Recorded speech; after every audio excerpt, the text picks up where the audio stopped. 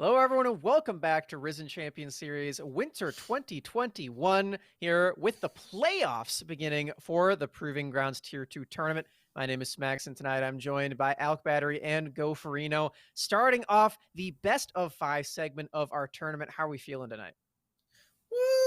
We're at playoffs finally. No longer are we Yay. gonna potentially have best of threes. I hope we're not just gonna get 3-0 games for the rest of playoffs, because that would be a little bit disappointing. But I'm super excited, especially because of the info that came out tonight. Yeah, I mean, you love to see it. This is big news, fellas. Yeah, there is a lot of news that came out today. But the first and foremost thing that we have to address is that Riot has officially announced all of the tournament organizers for the Proving Grounds. We have a Yeah. total of 6 tournaments across Proving Grounds. We've got Risen, which you're watching right now. I hope you already knew that we were here. We also have Darkstar Gaming, otherwise known as Big League, that will be beginning right after that. Challengers Uprising is the third Tier 2 tournament. And then after that, we get into the Tier 1s, which are Unified Esports Association, otherwise known as Upsurge. We have Wisdom, and we have Nerd Street Gamers as the last chance qualifier. So, yeah, everyone's officially been announced. The schedule is all here, and you know what that means. We officially get to see when the academy teams are going to be starting to play against the amateur teams, and that starts as soon as February 22nd. That's not that far away. That's just a little over a month away. Yeah. Time's going to be flying by quickly because literally after Risen ends, next day you have Big. Literally the day after Big ends, you have Cup. You don't have much break time, and it's going to be flying. Yeah, we really don't. We've got no downtime at all between these Proving Grounds. We want to race to the finish as soon as possible and get down to the nitty-gritty. And yeah, I, for one, am so excited to be seeing these academy teams go up against the amateur teams that we've been seeing. And the 6 teams that have qualified for the playoffs here in Risen are very sure to be top of their list as threats to be taking their academy thrones here. Because, of course, we only get 16 total teams qualifying for the Proving Grounds at the end. 10 of those could be academy teams, but if these teams up here in the playoffs already have anything to say about it, then maybe we're going to be seeing a few of those fall to the wayside, gentlemen. Yeah, that's the best part about this. You know, if you got that really nice head start early, you can start to fall a little bit. I'm looking forward to see, once we get about like 3 weeks in, how much of a difference getting just playoff points, getting that semifinal bye where you're getting 70 points here in Risen, how much that actually matters for these teams. Because I know there's one specific team that's really sad that they couldn't take part in this tournament so far, and I wonder how much that will actually affect their chances of being able to play in Proving Grounds. Yeah, I'm very excited that we now know what the qualification points are for. Points matter. Yeah, the points officially do matter now, and you get 3 chances at the end to qualify for that Proving Grounds, which I'm very excited for. And if you do qualify for the first one, you get to take about a month's time off and watch all the teams duke it out right there. So I'm really excited to see which ones do come up as the top dogs here in the Proving Grounds 2021. But speaking of the top dogs, we also have our bracket today for the 6 teams that qualified for playoffs. Dimitri, how's that looking? Oh, man, it's looking great. Over on Risen 2, we already have the other teams about to start playing. We've got a new versus a new Blaze, and that will be a ton of fun. The winners of that are actually going to be going up against Evil Geniuses Prodigies, who are waiting for them in the semifinals. And for us here today, we've got Revival versus SolaFide. There we go. Almost forgot. There we go. They are going to be the winners of this are actually going to be going up against Barrage. So both of our 4-0 teams got the perfect sweep in Risen during the regular split, are going to be going up against the winners of this quarterfinals, and that just means that our quarterfinals are setting up for what could potentially be insanely good teams sitting in semifinals. God, yeah. Just like Goferino's glasses, I am heart eye emoji for these top 6 teams. You could have said you love to see it, Smax. I set you up. Well, you said it instead, so we got there in the end. But speaking of you, Goferino, we Well, actually, first of all, we unfortunately do not have Ravishing Ravish here on the desk for us for the Ravishing report today, but that is because he is hosting the desk over on Risen 2, so definitely give him a shout, give him all your love over there on that stream. But that means that, Jack, you are going to be singing us in to our other segment that we've got for you all today. Yes, we do have another segment. Oh, It is no. great that I am a well-prepared singer. Alt Battery, please take it away. This is your day. I hope you slay. Make my day. Alt Battery. Yeah. Wow. Nice. Was it better than the last one? Yes, Oh my 100%. I would definitely say that was the best of every single song that we've done, by far. So today, hi everybody, welcome. This is going to be a team fight breakdown talking about SolaFide's win last night versus Winthrop, and kind of just want to show everybody what exactly. If you haven't been watching SolaFide, first, what's wrong? What happened? I would hope that you're looking at one of our first seeded teams coming in to playoffs, but if you have, then welcome. Also, great Twitter stuff going on. SolaFide taking this win over Winthrop was kind of expected, 2-0, very quick fashion, but I just want to take a look at some of the genius that some of this team has. You'd take a look, we're about 16:30 into the game, only 1,000 gold in front of Winthrop, and you look across the lanes right now, Apollo's actually setting up a wave up in topside, Dragon's coming up in the next 2 minutes, and Winthrop are really in this great position. If you take a look at some of their gold, right now, you're looking at Dokla waiting for a TP on the side. He's going to be starting to split towards into the bot side. And you look at this, before we get to this team fight, you look at the items. Doxa, coming off of a reset, is actually right now sitting on Shield Bow, really important versus this matchup, while Syndra is sitting on all of these components. Got her Seekers, got the Lucidity boots, but nothing that's really quite hammering home a ton of Dark Seal stacks, but we'll mention that later. You look at this bot lane right now, Apollo is only sitting on Kraken Slayer, and we'll actually get the Essence Reaver before we start this next fight, but Kaisa will only be on this one item, and you take a look at this, only about 10 CS up in advantage for him. However, you look at the KDAs and you're thinking, where is all this gold coming from? Well, before this, SolaFide actually were able to secure massive amounts of gold for Apollo by getting him not only the bot tier 1 turret, but also top lane as well. So a bunch of gold pre-14 minutes means that Apollo will actually match so much more damage versus Sasuke on this Kaisa. Coming into this next part, Lilia is also sitting on Moonstone. Renewer, best item in the game. I should know. We absolutely smashed on this earlier, Sam. It's going to be very difficult, especially with a drain tank like Aatrox for the side of SolaFide with no healing reduction, be able to really punch through this if this team fight goes exactly how Winthrop wants it. Now, coming up, they're going to be contesting over this river priority, trying to get vision for themselves, and the really big thing that I think starts to set up Winthrop for a potential victory here is to get a bunch of key ultimates. Not only is Ragnarok down now, but also the Encore coming out from Seraphine. So if there was ever a time for Winthrop to start getting a little bit confident and potentially set themselves up for a third Drake and get themselves that gold advantage, this is their point. They can control the river now. They can enter this as we start to press play, going into this next team fight. The important thing here is they need to be able to close some of this gold. We're only about 1,000 yet again, but there's also experience leads in some of the lanes here. Specifically, we're looking at mid lane and we're looking at bot lane, if I'm correct. They're trying to at least expound on this, not only close that gold gap, but then take control of the dragon and save themselves from potentially losing out versus SolaFide, who very quickly can come up with a victory here. Take a look at some of the positioning. For them to win, they need to find kills onto Apollo or Tuesday, wait before that TP from Camille can finish.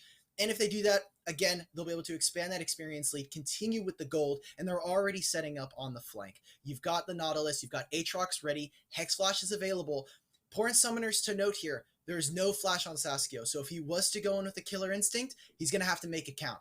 Going to have to make it the best ultimate in the game.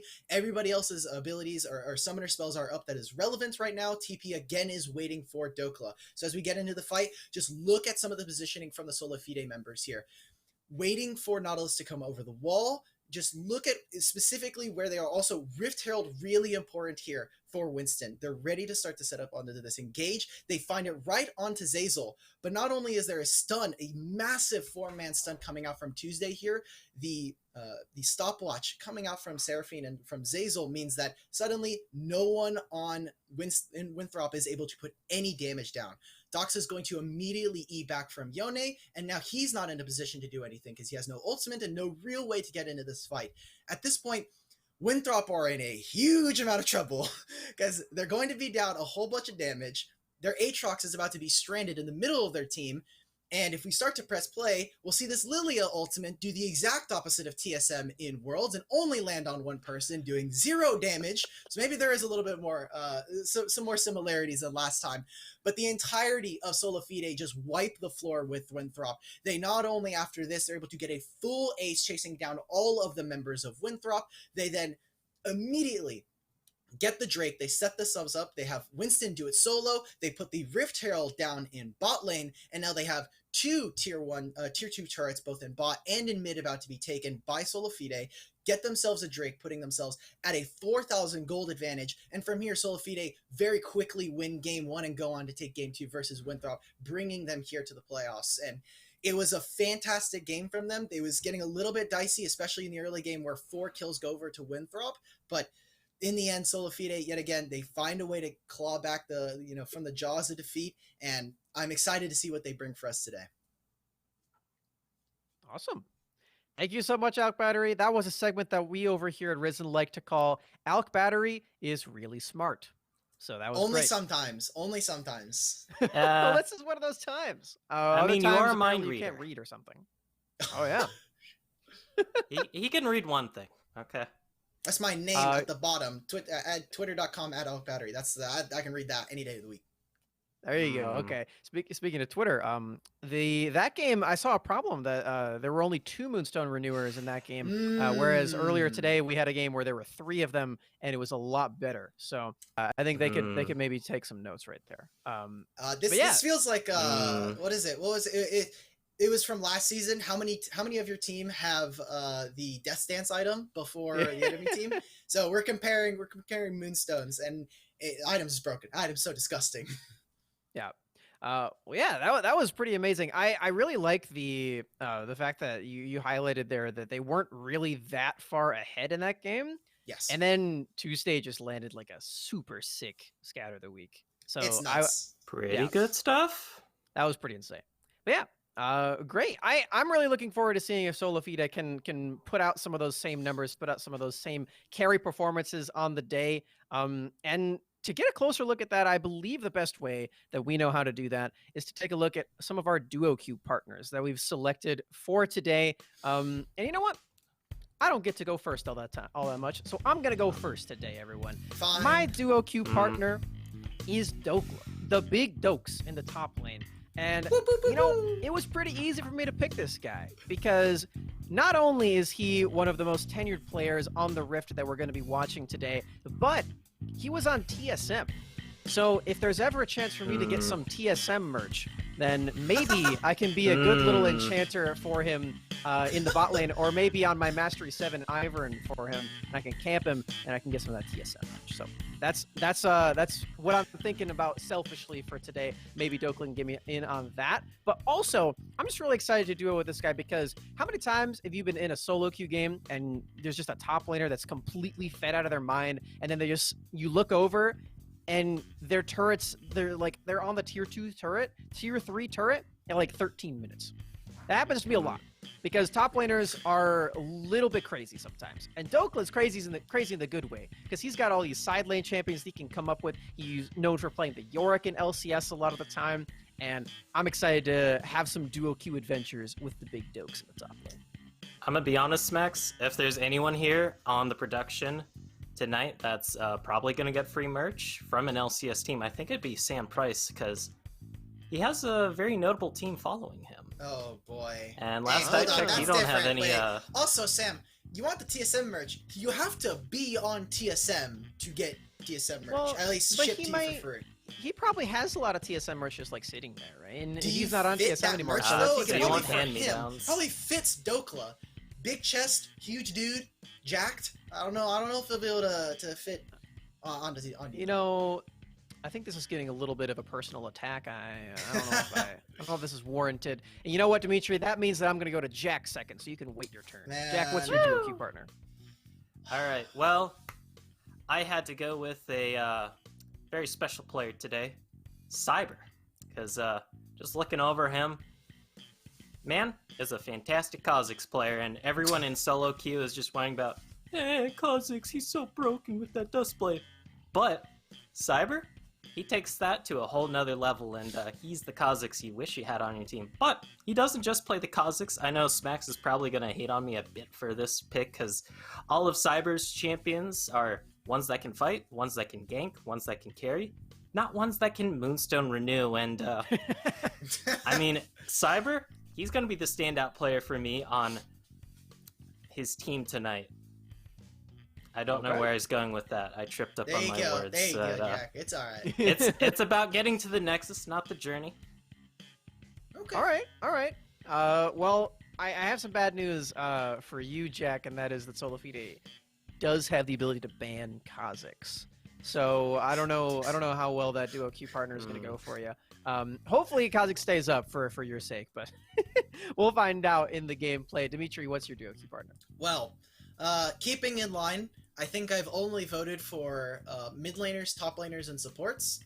Jungle just doesn't exist, as we saw yesterday for wildcard. Yeah. Jungle is weak, so I've just decided I'm gonna pick up Zeyzal. I think you picked this guy up last time. We had a SolaFide on the mainstream, and it's basically a non-starter. We might have to swap his roles yet again. It's fine. If he wants to play top lane, he can be a little bit more supportive. Whatever. This guy is, as you can see, statistically the best support we have in our league, in Risen. It is bar none, one of our greatest that we can put. Obviously, a lot of tenure from LCS playing in there, and obviously a former Worlds attendee bringing a lot of experience to a roster that's already star-studded, but he's also maxing out on that damage. You take a look again yet at that graph. The best thing I love about this, and the thing I'm a huge fan of, he's Galio only.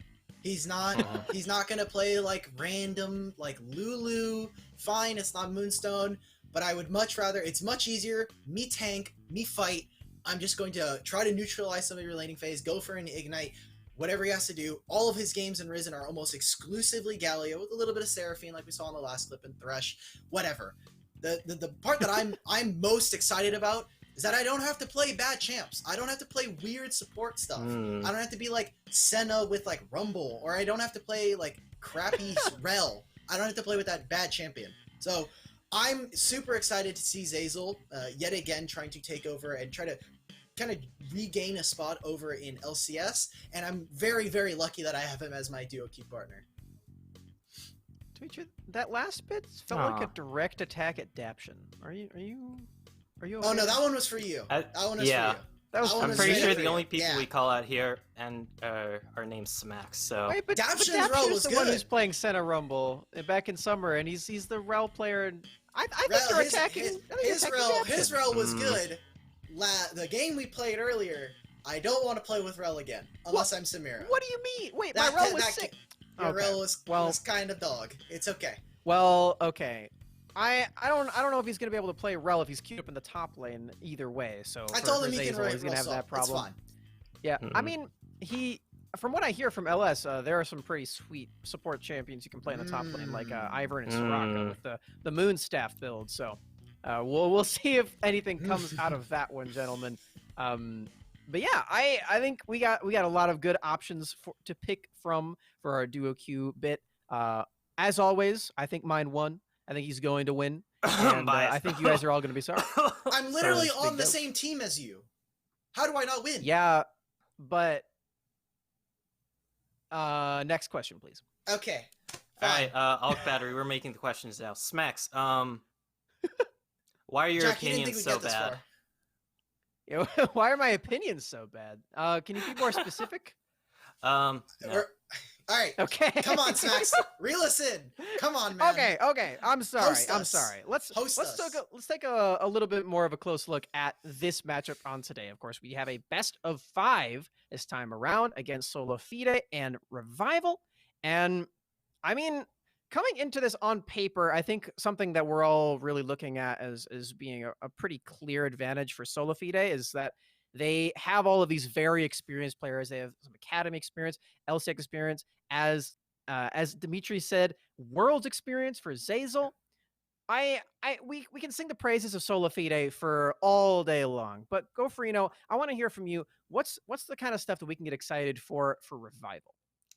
Well, obviously, Revival does have a lot of fresh faces. Sudsy, I mean, he's been around in the amateur scene for quite some time now. We've seen a little brief stint from Scooped, but honestly, with how relatively new this roster is, how relatively new they are with one another, they've been putting out great results. They've had to go through some fairly decent teams to get here. They're able to take a game off of EG Prodigies, which is not something most teams can really say.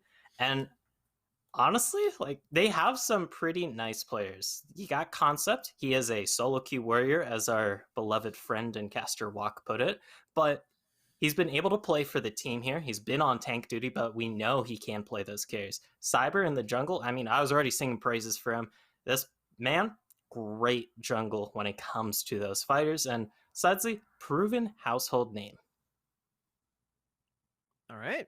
I mean, yeah, I'm definitely excited. You didn't even mention the bot lane here too, and Plux. Bot lane doesn't we saw exist. Perform. Role is dead. Bot lane Yeah. doesn't exist. Those Take just it from move the AD staff carry players. mains. Yep. But yeah, I'm surprised you didn't even mention Plux here too, because we got to see him in the scouting ground circuit as well. And while his particular team didn't do all that well, I'm still very impressed by him and how he was able to play in that one and previously on XT's team, TBA. So yeah, I'm really excited to see all of that. Also, shout out to Scooped. He's on my friends list on League of Legends because we used to be duo partners. So yeah, I remember that, Scooped. But yeah, so more on their opponents here, SolaFide, Dimitri. I wanna hear from you. We're definitely expecting them to win, but how are you expecting them to win today? Today, I am looking at a lot of stability from their bot lane. Top lane has been kind of a weird play for them, considering Dokla has been sitting yet again, like you said, on the split push champions, where he's playing stuff like the Kale. I am looking at this like, yes, if there was a time for SolaFide to play around their top side, this is the time. We saw it yesterday with a new that they were able to play through Viper. And I mean, if SolaFide are coming in with the same kind of draft, they're going to be playing around their top side, making sure that if maybe Dokla does go down, he's on a champion that's willing to not only freeze, but gain a lot of resources, come into team fights, and suddenly you have a disgusting amount of damage around them. But when I look at this, the mid jungle is where I'm looking for SolaFide to really kind of step it up. Tuesday and Winston have had kind of shaky performances towards the beginning of Risen and in previous tournaments. And I think now, after that wildcard loss, the whole roster has really started to shape up, kind of got knocked loose a little bit, but they've sturdied themselves out. And this is, I think, where we start to see SolaFide kind of take over for amateur. Yeah, so I'm getting the trend that both of you are keeping your eyes out mostly on the top side of the map, and I can't blame you. I particularly have my eyes specifically on the mid lane and top lane here. Yeah. Just to go a little bit in more about the mid lane, I'm really expecting some big things out of both of these guys, specifically on red side, because we've seen that both of them are very keen on getting the counter picks or the off the wall champions that nobody else is playing. We're seeing. Wait, what are you doing? I'm trying to get you out of the Lissandra ultimate. I'm trying to get you out of the Lissandra ultimate. It happens. Oh, okay. Okay, keep going. Anyway, keep going. I don't think we're going to be seeing any Lissandra, but I think some weird picks are on the table here. Sudsy in particular, last summer we saw a lot of assassins out of him, things like the Zed. We haven't seen all of that to date right now in Risen, but we have seen things like the Annie, the Yone, all these stuff that not everyone is playing. And I believe this is a stat that Gofrino himself pulled. 10 out of the 12 games that Sudsy has played so far have had unique champion picks in them. So this guy has a very deep champion pool, and I think whoever is on red side will be getting that mid lane counter pick and will have that extra advantage, because that's not unique to Sudsy either. We've seen Tuesday pull out things like the Victor, which not everyone is playing, the Renekton that they're flexing to mid lane too, and even he's got his hand in the Yone jar as well. So I think we can expect some really big things out of this mid lane. And top lane as well. Gofrino, I know you've got some notes on those guys. Tell me a little bit about that. Well, I already dived into Concept a bit here. He is a fresh face because he was a very, very strong player in solo queue for a while now. And he's been on tank duty this entire time. He knows how to play with a team, even though this is really only his first split with a team. So we know he can do both playstyles in that top lane, which is absolutely fantastic for a new face. Of course, though, Dokla on the opposite end, I mean, someone we're very well experienced with, has been around for quite a while in the academy scene and LCS stint, I believe. I can't recall exactly off the top of my head right now. Yep. Going for his own sort of play style. I mean, we know that he likes those lane dominant champions. We know that he likes to force those whole split push situations, and it is going to be a little bit of a clash in styles here in that top lane if we are going to be seeing what we have been seeing all tournament from these two players, because when you have that tank guy who just wants to leave and help the team and the split pusher who just wants to win lane and then completely destroy your base when you TP in to help your team secure a Baron, you know, interesting sights. I don't know about you gentlemen, but if I'm playing Kale and I'm winning lane, that game's over. I've already won. I've done we the haven't damage seen that I've yet, already though. needed to do. If I have to play, if I'm going up against a tank as Kale, I'm like, yes, I get to farm for free. The jungler's probably not going to come up here unless I'm like perma pushing, which, I mean, Dokla, I hope, pray to God, you can freeze at least one wave. That'd be cool.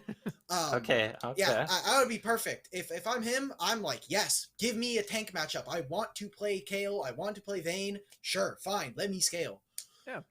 I'm glad you guys are bringing Dokla up in specific because, one, he's my duo partner. But also, I think this is sort of an opportunity for SolaFide in specific to really dive deep into the TSM Academy synergy that he and Winston have. Yep. Because we haven't really seen from their gameplay all that much strong side top lane play. Whether that's because they don't find a lot of success in practice or otherwise, I think this is a really good opportunity to do that, right?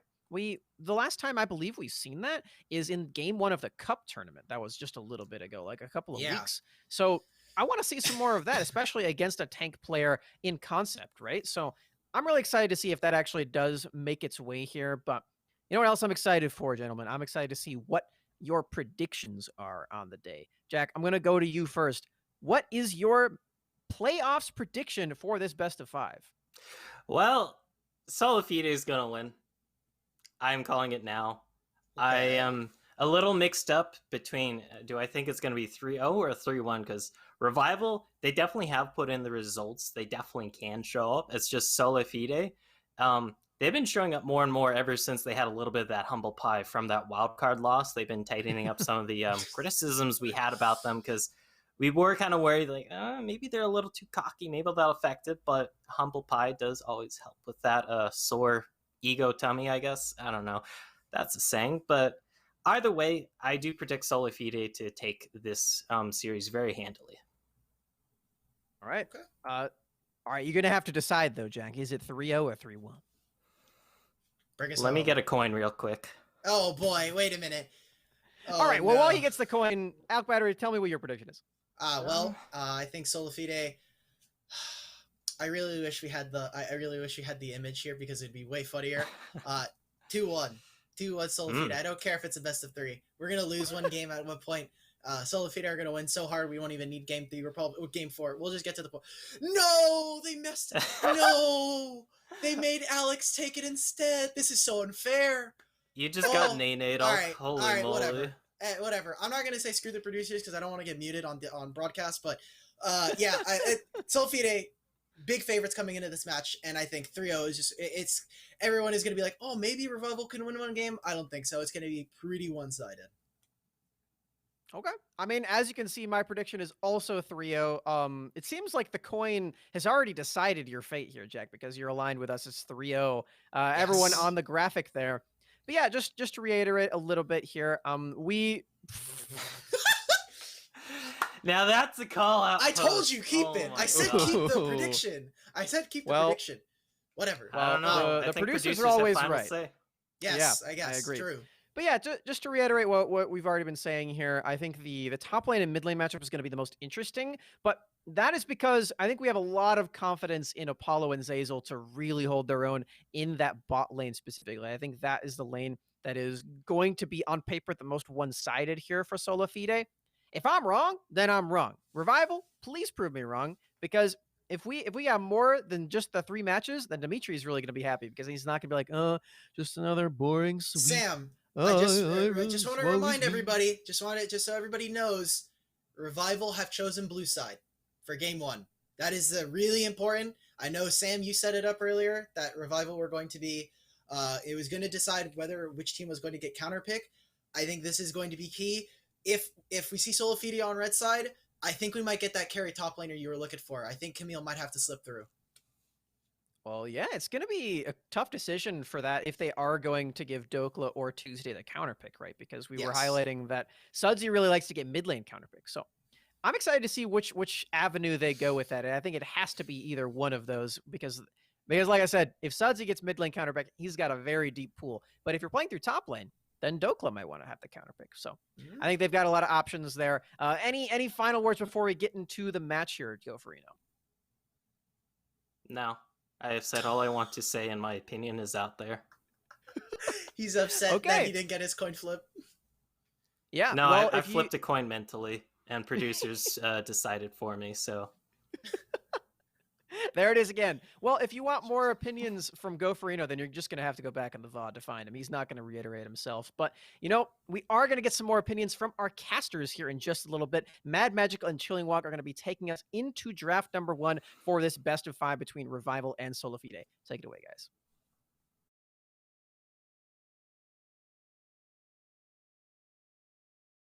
Between SolaFide and Revival. This is exciting. We got the number 1 seed, and for the playoffs, it was 1, 2, 3, 4, and 5 seeds all making it through. Only Revival being the one to break the chain. They were the combo breakers, number 9 seed. Will, it's great having you in. What do you got for me? You know what, Alex? This squad has been underrated for the entire time of Risen. I mean, we underrated them. Everyone else underrated them, and I'm happy to see him come on because there's a lot of names that we recognize already when it comes to Sudsy, Scooped, Plux, also Kugayuma, apologies, when it comes to Plux's name. And then, these guys have already for sure been slept on, man. For SolaFide, we know why they're the number 1 seed. The big question is, though, them taking a loss here could also mean they could take another loss in this quarterfinals, Alex. And that's why I'm that's why I'm hedging my bets. I'm going all in on Revival, bro. See, I'm the biggest brain, though. I stuck to the 2-1. Dimitri, I'm going to call him out as well. He backed out of it. He backed out. Time out. It worked because at any moment, I can add to it. You can't subtract from your predictions. I can add to it. So 2-1 is what will have happen at 1 point. But why SolaFide behind that prediction, Alex? Huh? Because I want it was no slash. Sweep. It was no slash between SolaFide and Revival. You can't. If you really want to hedge your bets, you should have just gone 2-2 and then just put a little slice in the middle. That's the best prediction if you want to stick in the middle. No, Alex, see, the best would be 1-1 at that point because that too. You're gonna get the or 0-0 or 0-0. I mean, well, yeah, we start off 0-0. So that's cheating, though. You got to actually have a prediction. You can't just be like 0-0. Well, we start that way. Come on, maybe -1 would have been really interesting but I don't know how that would work. How about this time when we go through these games, you just keep on drawing that record on your little sequential blazer that you got going on, Alex. Make that a 0. There you go. I see. There you go. Make that a 0, and then write the other 0 on the other chest, and then we'll update that as the broadcast goes on. Because for someone who rocks a sequential blazer, you're crazy for rocking this. I'm being honest. I don't know if you rock this in public. But I'll do whatever I want whenever I want. Hell, I got the pajama pants on the bottom too. Okay, this is why he's mad magical and I'm chilling walk. The man's freaking crazy. I do what I want, That's how it rolls. That's why we're here in the quarterfinals to be able to kick off these playoffs. And you've already kind of highlighted a little bit of both teams, but let's dive a bit deeper before we actually jump into Champion Select. SolaFide, number 1 seed. We all pretty much know these players. These players are rock stars. All of them all-stars that definitely deserve to be in the LCS in some capacity. And I've equated them to Frieza. I equated them on the second broadcast yesterday to that, and it's what form do we get out of them? Right now, I believe we're on form 2.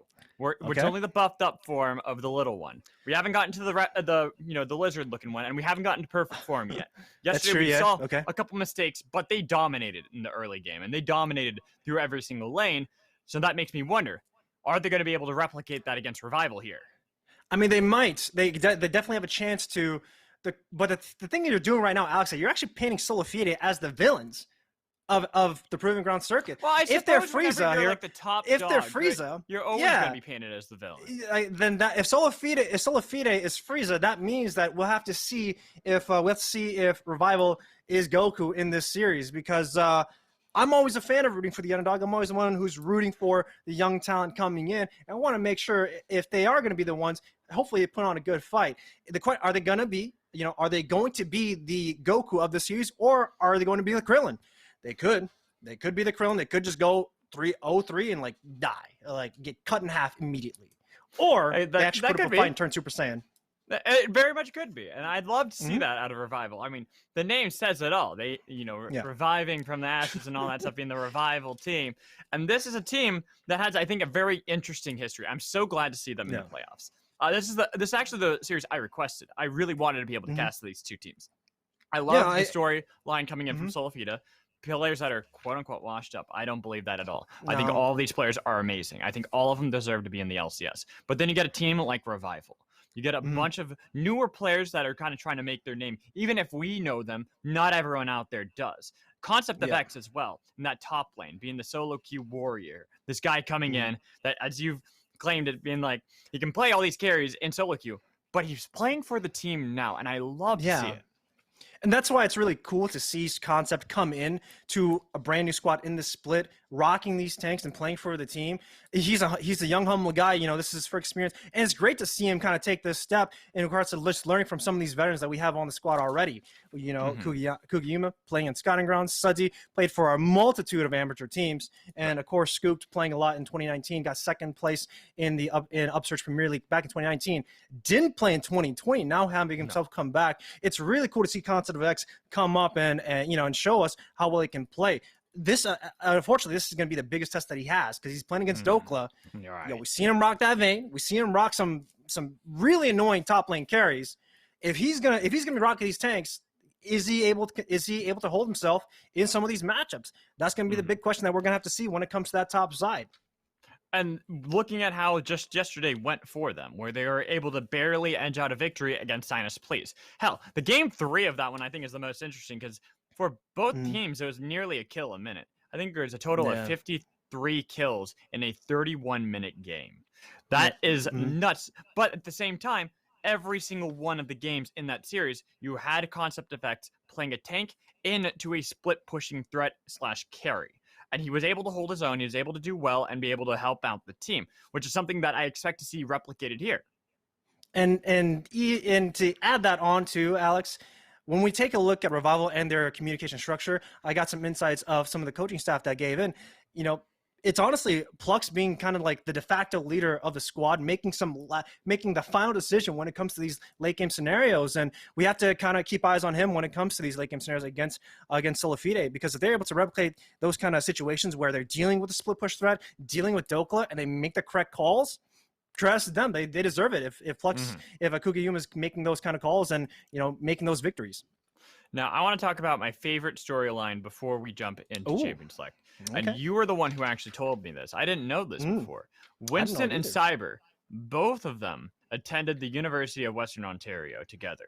And Winston was the mentor of Cyber when they attended there. Now you have the master versus the student. Cyber, this new player that's been coming up as this Kazakh YouTuber to really show his skills, and we saw it against 100 Thieves Knicks. We saw what happens when you give him Kazakhs. It's a damn stupid idea. You do not give Cyber this Kazakhs.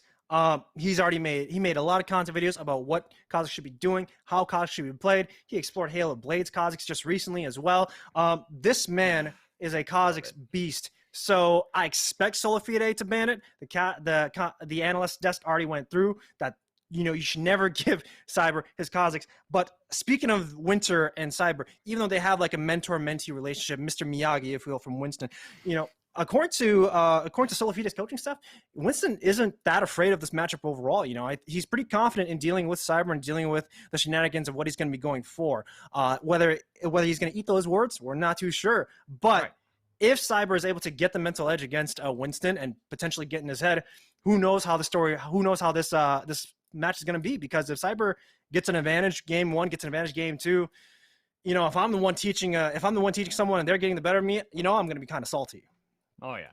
And for the side of Cyber, this has got to be a lot of pressure on him. Going up against a player that he has held in high regard for a while, and the person that you consider your mentor before, now it's your turn to take them on. You can eliminate them, right? Well, you can knock them out of playoffs and be able to take those points away, get yourself into the semifinal position, this number 1 seeded team in SolaFide, if you can beat Winston here. And that's why it's really cool. Yes, he is nervous. Yes, he is a little bit younger when it comes to competing against Winston, but it's also fun too. Because it's at the end of the day, it's a test against the person who kind of taught you and kind of showed you the ropes of jungling. And that's where it gets really cool. Because if Cyber does manage to beat Winston, does manage to make this upset, it kind of draws barriers in regards to this mentor-mentee relationship, the kind of strategies that he's learned from other junglers, and what he has improved overall. Right. Keep eyes on Cyber, keep eyes on Winston, and it's going to get crazy. We are getting ready for the Champions League, though. I got to interrupt you there because we are getting into our first draft of the day. First draft of the quarterfinals between Revival and SolaFide. I'm excited to see how this is. There was a little bit of a spoiler coming in from one of our producers that I know, but I'm not going to tell that to the audience just yet. Instead, we're going to go through the bans and see if we're going to actually get what I expect to be both a Hecarim and a Kha'Zix ban coming in from SolaFide.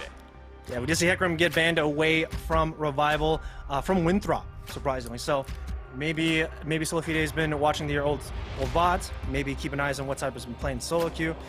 Not seeing it so far. We do see a Shen ban come through already against Revival, which of course is definitely comfortable for Concept on the top side to remove some of these tanks and also remove probably the best dueling tank that they have. Instead, we do see a Pantheon ban come through, which is pretty standard. Right, but it's standard. But keep in mind, Will, that I was talking about Hecarim and Kha'Zix. One of them is going to get through. Those have been the 2 priority junglers for the side of Cyber. Sure, Olaf has also been skyrocketing up there, but that's more because the bans have made it so that he's got to go for Olaf. With Kha'Zix now banned, I expect to see Olaf locked in right here. Yeah, I did play it a lot in the last year, yesterday against Winthrop, so expect Revival to pick it up. SolaFide, of course, should have something in the table. It's something that they deal with so far in the competitive scene. Everyone's been loving Olaf. Just curious, though, what happens later on in the draft, Alex? I want to pivot to that because we take a look at Sudsy. He's played 10 different champions the entire Risen, and they are on blue side. So regardless of, even though Revival getting a priority jungler in the mid lane, they are probably setting themselves up to get a mid lane con pick, which will nullify some of the strengths of what Olaf has. So that's what I'm waiting for. The main reason I expect to see Olaf picked here is that's been one of Winston's go-to during this split, during these proving grounds. He's been really prioritizing that and Graves. Both are now gone. You have to see what else you got in the pocket. Lee Sin is something that I wouldn't be too surprised to see pulled out here from the side of SolaFide. But instead, they're going for the bot lane with both Thresh and Aphelios. And this is something I do believe that was actually played yesterday by the side of SolaFide up against Winthrop. It was in game 2, and Apollo was, he got fed. Really fed. I talked to a Revival squad. The one person that they are afraid of when it comes to consistency is Apollo. He's been kind of the rocks for the squad, knowing that even though if he were to go down in lane, go down anything like that, he usually comes back in some of these team fights. We do see a Seraphine being hover, though, for Revival. And Sudsy, for this champion right here, it can be flex mid and support. Right.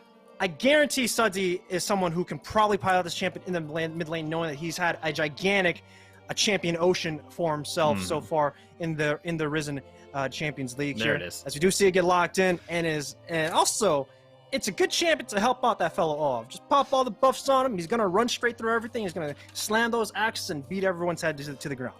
So that's actually the spoil that was spoiled for me. It was the Seraphine I knew was going to be locked in. The reason why I find this so interesting, but not as interesting as our producers seem to have thought, is the fact that Zeyzal had actually played that in game 1 yesterday. He did, yep.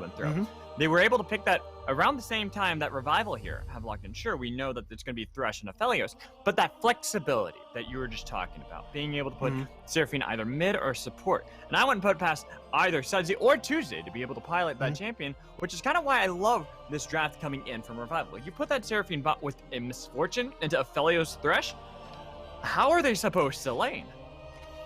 That's also one I'm worrying too. It is a little bit kind of questionable for Seraphine to go into the bot side into a hook champion, but if you do make it online, you're basic sin pretty. If you have good positioning too, you're going to be able to just harass Apollo. Yeah. What? It's a little it's a little bit of a worry because you might get hooked in, but you do outrange him. So as long as you don't get hooked, as long as you don't get ganked, you should be fine. However, both these squads do play a little bit differently. SolaFide, notorious for playing towards Dokla, so the likelihood of them going bot side to help out Apollo and Azazel, probably not likely. Revival, though, they love playing towards that bot side. Put Concept on a tank, make sure he's doing his thing, and then let Cyber play for Cyber in the early stages, and then play for the bot side for Scoopta and for Kugeyuma. So that for Revival, they should be looking pretty good, unless if SolaFide and Winston throw a little bit loop here. Now they're going to be blind picking their top lane, which should give Concept a potential change in the draft if he does want to opt into a carry. Right. And I like the fact that it is the Aatrox that got locked in. Sure, I'm not the biggest fan of blind Aatroxes, but the Renekton, Ornn, Sylas, and Gragas all banned away.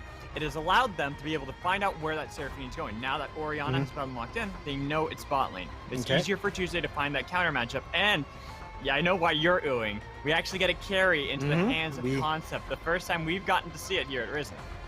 Yeah, it's also a team fight carry too, which will help out everyone else from SolaFide. And also for SolaFide, they currently don't have anyone to protect Apollo in the backline. So if anyone wants to touch them, only a Lantern's going to be the only thing that's going to be helping him out. Victor is going to be a good champion to create some zoning away from the dive of what Revival has planned, which is, I think, is a really good pick for their squad. But so far, man, it's looking kind of looking like a textbook pick and ban in this game one, Alex. Nothing on the loop outside of maybe the Seraphine, but even then we've been seeing it pop up. Right. Nothing out of the ordinary when it comes to just these champions and themselves. The only thing that's a little bit different is Concept is not on tank. Exactly. I feel like that's the big highlight of this draft is while everything does seem pretty lock standard for the current meta, the only thing not lock standard is Revival changing up Concept, actually getting to play a carry that we know he's perfectly capable of, does it all the time in solo queue, but we actually get to witness it here. And you said the best thing I think for it, the team fight potential it provides with an Orianna, with a Seraphine, with a bullet time Misfortune. There is so much wombo combo potential that if SolaFide don't have immaculate positioning, they're not the most mobile. They can get caught out. Yeah, and that's why it's pretty volatile when it comes to these team fights. We have to depend on Dokla to get some of these flanks off from the Aatrox. We have to depend on Winston to land an amazing sleep against the rest of the squad. But if they're fighting a front-to-back team fight, I don't know how they're going to break through Seraphine and that dancing wave that makes them all, go on happy feet mode for a couple seconds. That's what I'm a little bit worried of when it comes to the SolaFide squad. However, these guys are the veterans. These guys are the ones who have the most experience when it comes to these kind of situations. So, don't count them out just yet. No. But for Revival men, these guys are the wild cards. These guys have to be the ones who have to throw everything against this squad. And if they do, they take out the #1 seed and they get to go into the semifinals with a pretty good head on their shoulders. And for the composition, it just feels like Revival drafted a very easy to execute composition for themselves. Yeah. Team fight, it's got skirmish potential as well. It's got a little bit of siege mixed in there. But all in all, it's when they fight, they're all gonna be able to fight. And they can even disengage slightly decently. Well, on the other side, SolaFide, it just seems like their draft is a little bit more difficult. Yeah, it's a lot of dynamite from both these squads. It's gonna be explosive. Make sure you got the C4 locked in, Alex, because this first fight might just determine the entire game. And I just got a little lovely note from Rebel, but I'll mention that later because we're about to get into the first game of the quarterfinals between Revival and SolaFide. So let's jump onto the Rift. As everyone is loaded up, we're ready for the first game of the quarterfinals. SolaFide, the #1 seed, taking on the #9 seed in Revival. Revival want to be able to get that upset as SolaFide want to be able to show they are the dominant #1 team. And as we see all 10 of these players walk out on a Summoner's Rift, level 1s have been something that we've all been wondering about, Alex. If they are able to do any sort of crazy with level 1s, if they're able to find anything level 1s. Revival has one up their sleeves if they want to opt into it. Cyber is the one rocking the Olaf. Some targets that don't have a lot of mobility, level 1, 2. If they want to go for some cheddar cheese, I'm down for it. Same here. I always love to see early fights, early positioning. But for the side of SolaFide, I feel like they got burned pretty badly yesterday by that. We do have a brief pause. Sorry about that, guys. We're back in really quickly. But yesterday they got burned pretty bad. There was a late invade that they attempted when they were on blue side into Winthrop and gave 2 kills immediately over to Winthrop. The only reason it didn't actually punish them too bad is because somehow Apollo was able to get blue buff on Lucian. I don't know how he was able to manage that, but he did. And with that, was able to win bot lane that continued to put the pressure back onto the enemy, made it so that it was impossible for anybody to be able to lane up against him. And he was able to successfully 2v1 in the bot lane without the need of having Zeyzal anywhere. I mean, that's why Revival point out that, Apollo's the big worry when it comes to the consistency and towards the late game scenarios. Like this little ward that they put for the side of SolaFide, they already spot 3 members on this late invade. And they're also setting up and position themselves for the defense. Oh, there it is. Okay, there it is. They spotted it out. They spotted out. They're still looking to go. No, don't do Sutsy's this. going too. This reminds me way too much of what SolaFide did. Sure, you're trying to see if you can get an advantage back like they did last time. But this is going to be a fight. They're all right here. Zeyzal is going to be the target. They weren't able to get the route that they needed to coming in from Kugiyuma. Instead, they're trying to see if they can burn the flash. Cyber taking really low. Might have to flash over the wall, barely be able to survive. As Apollo shows up, getting a bit of damage on Scoop. Trying to see what else they can burn. Tuesday in a great position to be able to cut off the retreat coming in from Kugiyuma. Getting another flash. 3 flash and first blood for Tuesday. No. Continuing it. They want more. Apollo takes down another. And this is what I was talking about. It seemed like it was just a disaster waiting to happen. I'm not too sure what Revival wanted to go for at the end of it. It looked like they were split, and Kugiyuma missed the root right here. We don't catch it in the early phases, but Cyber losing that flash, everyone else losing that flash, basically costing them that game. And for SolaFide, Alex, this squad, the weakest point for this team is that early game. Majority of the times you watch SolaFide, the majority of the times they die is during, sometimes when they get caught on lane, they want to fix a wave, they want to try and do something cheeky, they make an incorrect rotation, but if you give SolaFide 2 kills in the early game, they're able to kind of sit pretty and avoid their biggest weak point in the game overall. So for Revival, this is a big worry when it comes to facing this team. Well, what did I just say? It's exactly what SolaFide had done yesterday. That's what they were the ones that got burned by it, and they learned their lesson. Oh, it was so unfortunate for Revival. I feel like they wanted they wanted that play so bad to be able to get that early lead, to be able to force them around and try to see if they can get some pressure onto Winston. Make it so Cyber can just power farm. Olaf into Lilia. You would love to be able to have this Olaf who can power farm to infinity and beyond and never have to worry about Winston doing anything in the game. But without one fight, and the fact that not only that, he had to burn flash, had to go red buff solo, which took him a little bit longer. Everything seems like this early game is going to take a long time to recover, if at all, for Revival. Yeah, we'll just have to wait and see if Revival can do any sort of cheeky plays, Alex. They did have the tools, though, but for SolaFide, majority of the lanes have been favoring them overall. Like what Concept's doing in this top lane. He's a level down. I mean, it's Wukong, bro. You got a monkey stick. This is what Rebel had messaged me, and I didn't know this. Concept used to be the #1 Wukong in North America for a time. All right. So this is one of his most comfortable champions that he's gotten his hands on here. And like I said, it's the first time we're really seeing Concept play something that's more of a carry. Something that can match Dokla. And if they can get more kills and really make sure this Wukong is going to be the Monkey King in the top lane to be able to dominate Dokla, it'd be great to be able to start that off. Unfortunately, they couldn't even burn the flash. Cyber takes a turret shot and dies. That's going to be disastrous for Concept. You could even see the emo coming in from Dokla. He knows that this lane is now his. Oh, that was so unlucky, Alex. It looked so good from that gank, man. You were right there to set themselves up. Before I get to that, now we have attention on the bottom side against Scooped and Kugiyuma. Well, it was a good cleanse coming in from Scooped to be able to get back towards the turret. Without flash for Scooped, you really have to be able to burn that, but now you're forced under this turret. There could even be a potential dive setup coming in soon. You have good peel, you have good pick. But the fact that Cyber's here makes it so that's not going to be possible anymore. Unless, of course, Cyber gets caught out a little bit too far from the turret and pulled back in by the hook, of course. That's how you make sure that it doesn't matter a damn if he's even there. Kugiyuma taking a little bit too much damage. Has to stay underneath. Dodges the World Seed, but without Cyber, with Cyber so far behind, it's not looking too good for the side of Revival. They want to be able to get anything, but they know there's not really a play, and they might have to sacrifice some plates. Alex, I don't know what's going on with Cyberman. He has never had this kind of performance early game this far. He's an early game jungler that's down 0-2. You said it right. It might just be the nerves that are coming in this game 1 against his former mentor and against the #1 seed coming in.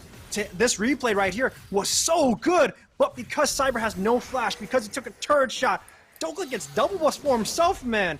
That freeze for concept was so good. If he just walked away, if he was able to get out of those chains, Concept was able to freeze that lane, build up a gold lead for himself, and then also let Cyber sit on the top side and prevent SolaFide's usual win condition on the top lane to succeed. Now he's winning. Now Apollo and them are winning. Now Winston's kind of free. Right. It's pretty dire. And this matchup, Winston was on the other side of. He was the one playing Olaf yesterday into a Lilia. That was and he was able to get a decent lead, even though this Lilia had been looking for a bunch of ganks yesterday, trying to get a bunch of plays. He was able to just farm up pretty heavily, make it so that all he had to do was get further and further, and eventually he had a 2-level lead over Frost Force. He had a huge lead on that Olaf purely from being able to farm. That meant that Frost Force felt like he had to go for that Moonstone Renewer, which is the more new build you've been seeing for Lilia, sure, but it's also something that kind of puts you behind. You can never skirmish against Olaf ever again. You are forced to be a part of these team fights, and when you're that far behind, you're going to just die before you even make full use of the Renewer anyways. I will say, though, Alex, Revival and their level 6 spike is a solid win condition to play for. That you can kind of go for. It is a little bit of a higher risk play to just utilize your ultimates to create something around neutral objectives, but that is your window of opportunity to get yourself and get Cyber back into this game. So when level 6 comes online, when Neutral starts coming on the board and they're setting themselves up for it, if Cyber gets a flank, and if Kugiyuma's sitting right there beside his jungler, he could still run rampant on this back line.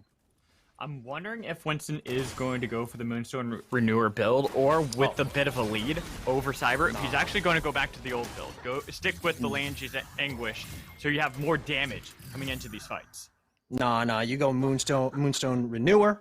I know that's like normally what you do, but the fact that you have this, look at this, he's able to just invade with Cyber's here, though. Anyone really worrying. He's got no backup. Rotation. Look at this. You already have mid, already starting to rotate. Tuesday's going to be there. Oh, the blast cone from Cyber was able to get not only Winston out, but also delay, because that probably would have been a one fight for SolaFide.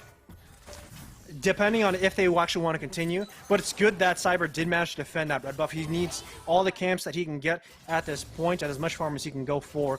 It does open up the opportunity for them to kind of get pressure on this Ocean Drake that will be pretty good in the early game for SolaFide if they want to opt in for it. But right now, Revival definitely kind of sitting back a little bit, focusing on their defensive plays at this 8-minute mark to make sure that their jungler isn't that far behind. But with this defensive play, it opens up for this Ocean Drake, as I said, and SolaFide, they're going to take it for themselves.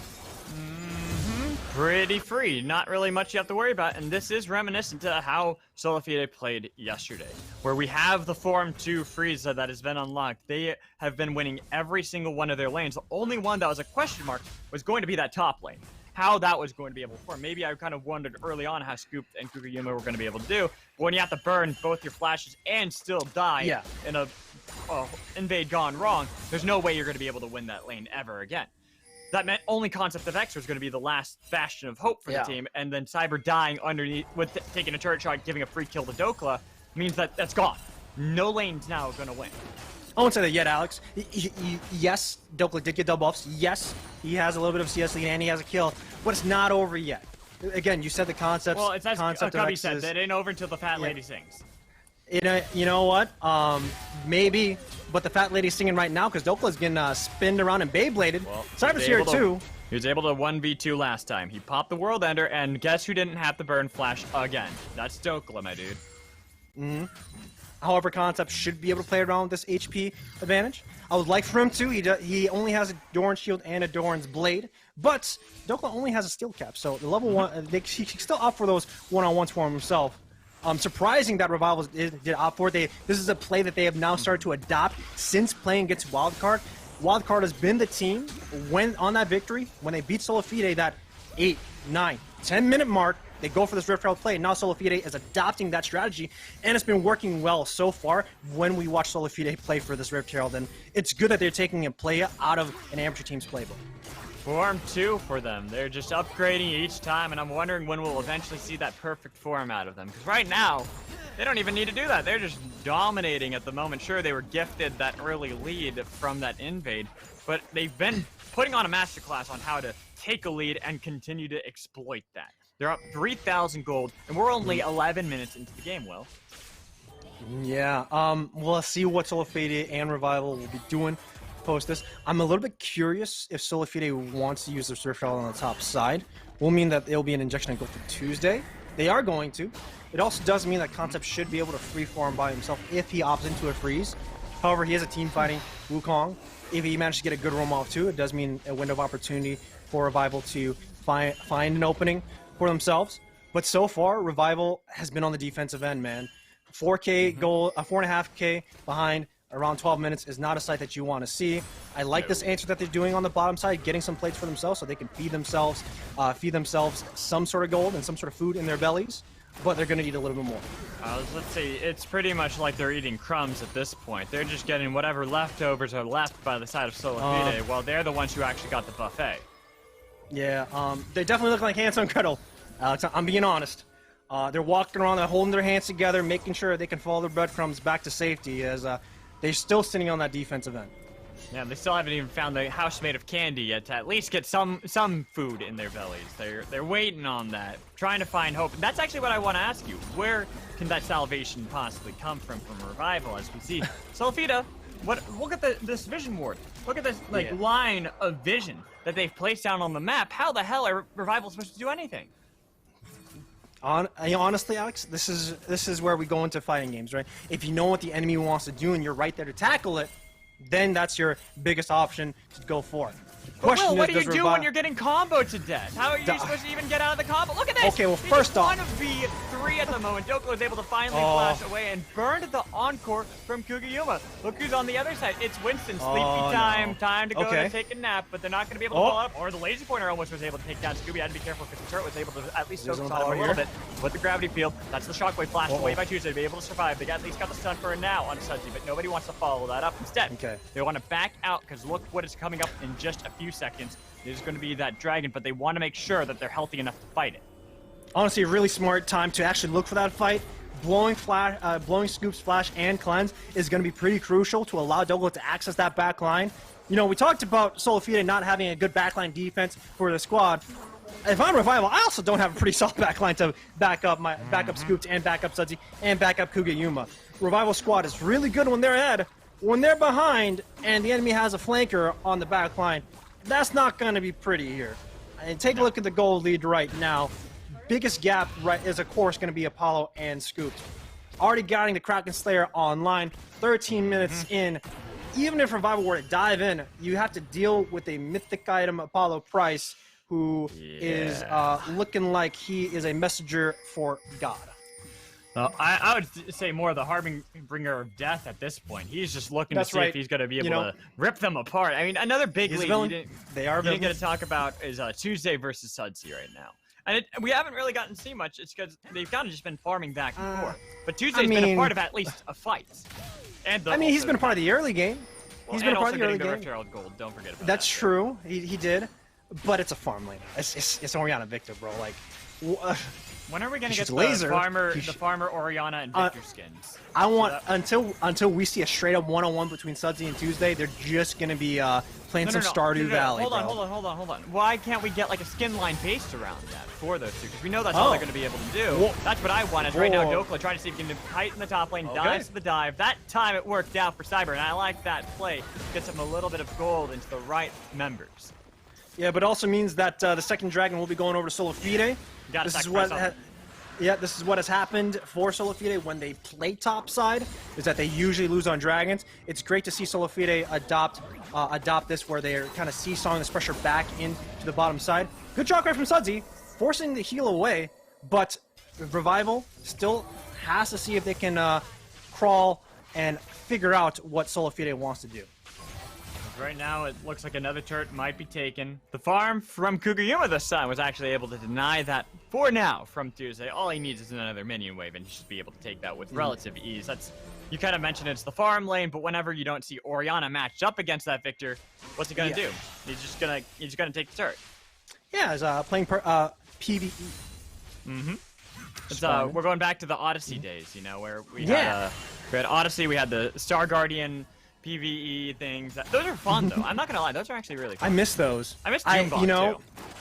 I'm not a fan of Doombot, I'm being honest. No, I like the second version of it, where you had like the evil Teemo and stuff. That was the good one. The first version was the annoying one. You know, I do appreciate those game modes. It reminds me a lot of like where you played Warcraft 3, and there was a lot of custom maps that you could play for. Kind of nice in those. Yeah. Oh. Someone said we missed a kill? Ooh, apparently we did. I did hear a word from producer. There's a missed kill in the mid lane. You just... That's like I didn't even see that happen. Wow, he died so fast. You want to give me the recap of what happened there, Will? Yeah, so Scoop walked into a hook. Zeyzal had a heat-seeking hook that hit him. Laser slowed Scoop as well, and he died. I was really hoping you just go TT it. Oh. He did.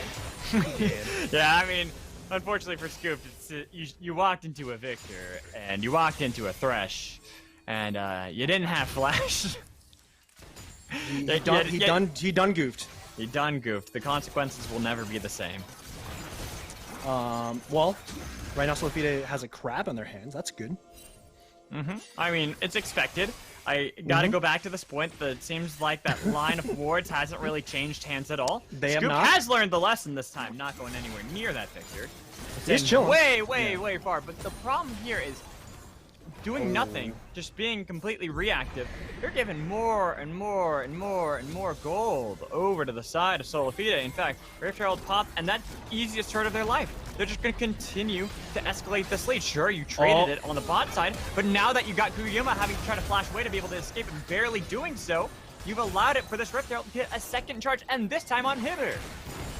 Yeah, right now Revival are looking like they're not in a position to kind of do anything. I'm also wondering if they're used to being in this kind of position this far in.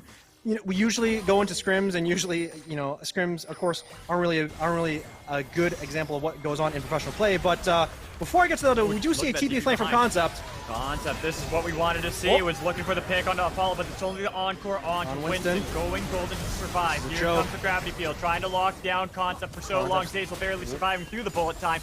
Laser trying to see what he can get with the Chaos Storm. Not going to be able to pick up any kills. Instead, they're going to be able to retreat out of the fight. The TP play not working out for the side of Revival, but I respect the fact they tried. Yeah, it was a good look, honestly, from Revival, but then for SolaFide to walk into a really tight choke, really smart for them. Zeyzal tossed up the box, too, to make sure they actually didn't want to contest through, and it honestly just saved their lives, knowing that they are able to just kind of fight this terrain, and Tuesday just being able to sit there and put on a gigantic gravity field. No one's gonna walk into that choke no matter what. Even if you have a gold lead, it's just so risky. So good defense from them. Of course, Flash being blown from Apollo is a timer that they can go for. The thing is, the play I think was great, but the problem is, where's the damage? Revival have 2 mythics completed. That's it. They're still working on Scoop, trying to get that Mana Mune stacked up, get the Mura Mana. They got nothing on the side of Concept. He's still working with scraps at the moment. I mean, well, the side of SolaFide, they've got almost everything except out of Zeyzal.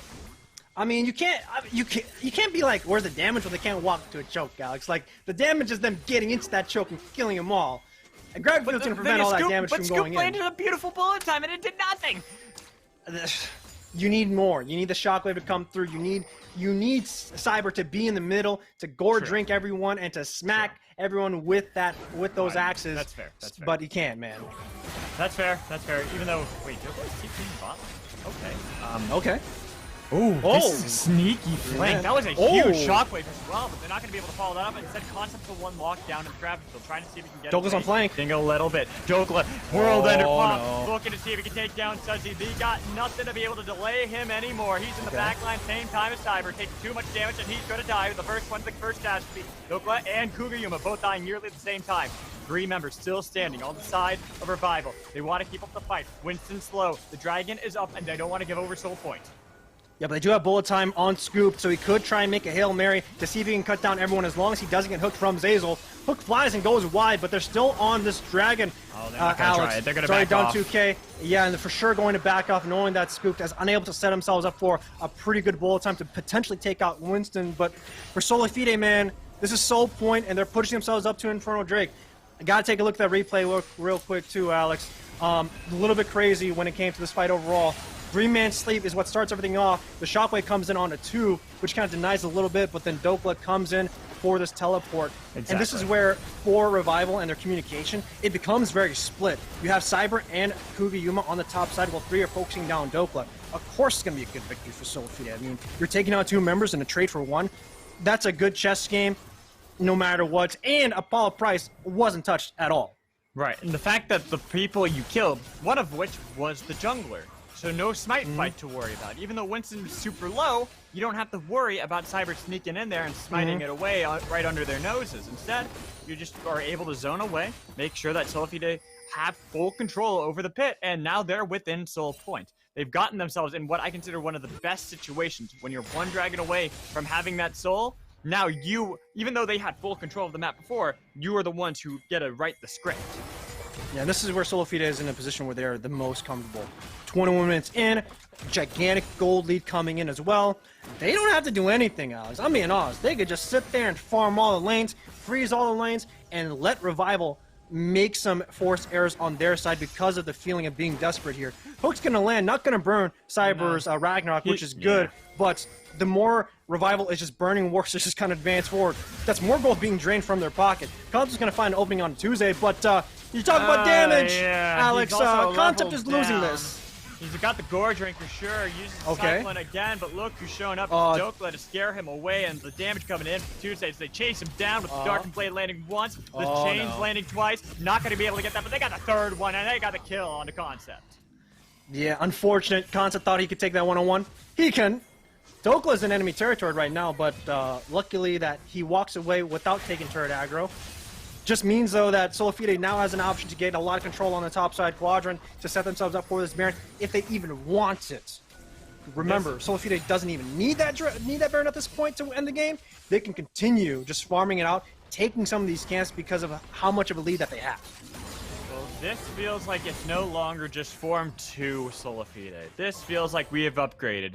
They're at Form 3 here because this game has been one of the cleanest I've seen out of them in a while. Yesterday, they made a couple mistakes here in the mid-game, so as long as they can shore those up, continue to have this dominating performance and cleanly execute a victory, I gotta say, I don't know if anyone can really stop them, let alone Revival.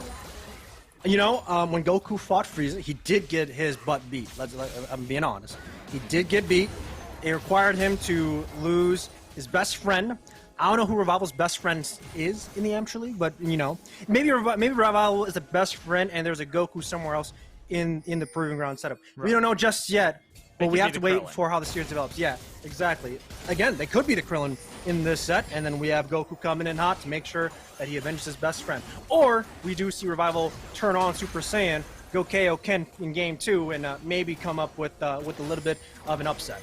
Unfortunately for Revival, I do feel like this game, all spells back, all really can get traced back to those first moments where they had that invade that all went haywire. Pretty much the exact thing that SolaFide had done yesterday in their first game up against Winthrop was done by Revival, giving this massive lead to SolaFide. The only difference is SolaFide know how to use a victory. Yeah, and this doesn't even include what Cyber did in the early game where he helped out Concept, but unfortunately taking a turret shot and also the 3rd Darkened Blade run on top of him means that he gives double buffs to his top laner. Bot side, of course, couldn't really get any of his camps because of Winston invading too. It honestly has been a tale of the jungle so far. A Cyber underperforming, slight nerfs, Winston keeping his head cool, answering the counter jungling game and also answering level 1 in a great way. Dokla's on a flank though, and we've seen this before. We've seen this. They're just rewriting the script. They didn't even try. They're copying their homework again. Coop, he might be the first target. They got the damage on him. They're able to follow up 2 Darkened Blades, and look who's here. It's Winston looking to see if he gets to sleep in the back line, but instead they're going to be run down by the Ragnarok Bullet combination. They got the bot lane. That's huge for the side of Revival. They did lose Concept. The flash over the wall. Winston is going to be the next target, even though he got the sleep off. Trying to see if he can survive, but they might just die. Losing Winston in the fight. Tuesday and Dokla, the only solo laners that are still alive in the fight. 3 kills coming in from the side of Revival, only for the 1. Oh, he might be able to get more. Scoop! So Joko is able to take down Scoop, and he might be able to get more. He's on his Sudsy, takes a little bit too much damage. The laser pointer not going to be able to connect. The Darkened Blade does with the Gorge, and he finally dies to Cyber right as the dragon is up. Revival will deny the soul for now. It's only Tuesday in a 1 versus 3, and finally we see Revival win a fight. It's a big thing for Revival, but if Tuesday manages to turn this around, it's going to be a tilter. Cyber's going to turn around and axe him down. He finally has an opening. They might be able to take it down, but Kukiuma's down. Rampage. He's looking to get more. He got it. A shutdown for Zazel's here. All the while, Zazel finally shows up. Him and Apollo died at the very beginning, but they cannot get the dragon. Finally, Revival will secure Apollo's near now too. They got to run for the hills to be able to escape the fight, and they'll do just that. All right, Alex, we got Kyle Ken. Revival has turned on the red aura for themselves, man. Finally, we see him win a solid team fight on their terms, and they answered, and they were ready for Dokla on this flank. Let's take a look at that replay real quick, Alex. That was a pretty clean team fight. Dokla comes in. He thought that he was ready to start off that flank, but everyone on Revival was ready. They flashed all the way together. The charm lands on Apollo at the last part of it, and that's where Apollo dies as well. Shutdown goes over to Cyber, which is very crucial to make sure he stays relevant in this game. And good job on Revival to actually win this. On the back end, though, I really like what Tuesday and Dokla did to make sure Scoop fell down. That's where it actually kind of turned. It looked a little bit worrisome for Revival, but they are back in the game. Cyber's back in this game, too. If he's able to tackle Apollo like that again, they could potentially find a good victory. I love to see this coming in from Revival, living up to their name of being able to revive a fight out of nothing. It all looked like it was all doom and gloom for them. But like you mentioned, Dokla maybe just too ambitious. Wanted to start off the fight with nobody in a position to follow him up. Everyone was scrambling to try to keep up with him, which meant that they just couldn't. Nobody could get near, and the fact that even Encore landed onto Apollo, just the very tip of it to be able to catch him out, that's the one they need to truly keep alive. That's the guy who's been the most consistent performer for their team, and if he's not in a fight, we know how they're always going to go. Yeah, but that's why I'm wondering why SolaFide even opted into that fight. You're winning all your side lanes, you're winning individually on a one-on-one. You can just maintain that for quite a while and continue that rinse and repeat process until Revival just makes an unforced error in the game, you know? The more you keep on tackling that mental game, the more you play the war of attrition, it's going to be better for them. Now SolaFide is going to pull this trigger, and with the vision line that they have dominated on that top side, this is a good window for them. Revival hasn't even sniffed it out yet, man. They finally have, but it's way too late. They couldn't find. What are you trying to do? You're trying to go for a fight. The Ragnarok pop. Back off. Not even going to be able to get in a position to have a shockwave land with Dokla. Yet again flanked, but this time he's got the backup of the Baroned up minions. Low turret too. They'll just be able to take it single-handedly. Yeah, Kukiuma has to make sure he's with the team too. Finally, he is there. But SolaFide set up a really good job of taking that Baron. Textbook, by the way, when it comes to that vision control, clearing all the wards, placing those vision lines so that you know Revival is unable to walk through. Also putting some roadblocks. You know, you put a control ward here and there, what's going to happen? Revival's going to hit that control ward immediately, right? So, good job on SolaFide to make sure they get a clean Baron. Unfortunately, Revival just couldn't find the poop. Nope, they got nothing. They weren't even able to sniff it out, not even able to push themselves into their own jungle as they continue to bleed out, despite the fact that they've had some looks and grasps of hope to be able to fight back into this game. They're now in a position where one bad fight, one fight not going exactly the way they want, and it is over. And that's going to just be a push down mid or top, and the game will end. Yeah, it's also Inferno Drinks coming in the next minute 32, Alex. Revival needs to make sure that they have the last draft coming in when it comes to this part. With Baron, though, that means that they're able to secure a lot of this vision, and if they were to replicate how to set up vision on Baron's side, they can easily replicate how to set up vision on Dragon's side. You already see the vision line already being placed on the SolaFide, and they're already looking to see if they can catch anyone using some guerrilla warfare, if anyone were to walk into some of these traps too.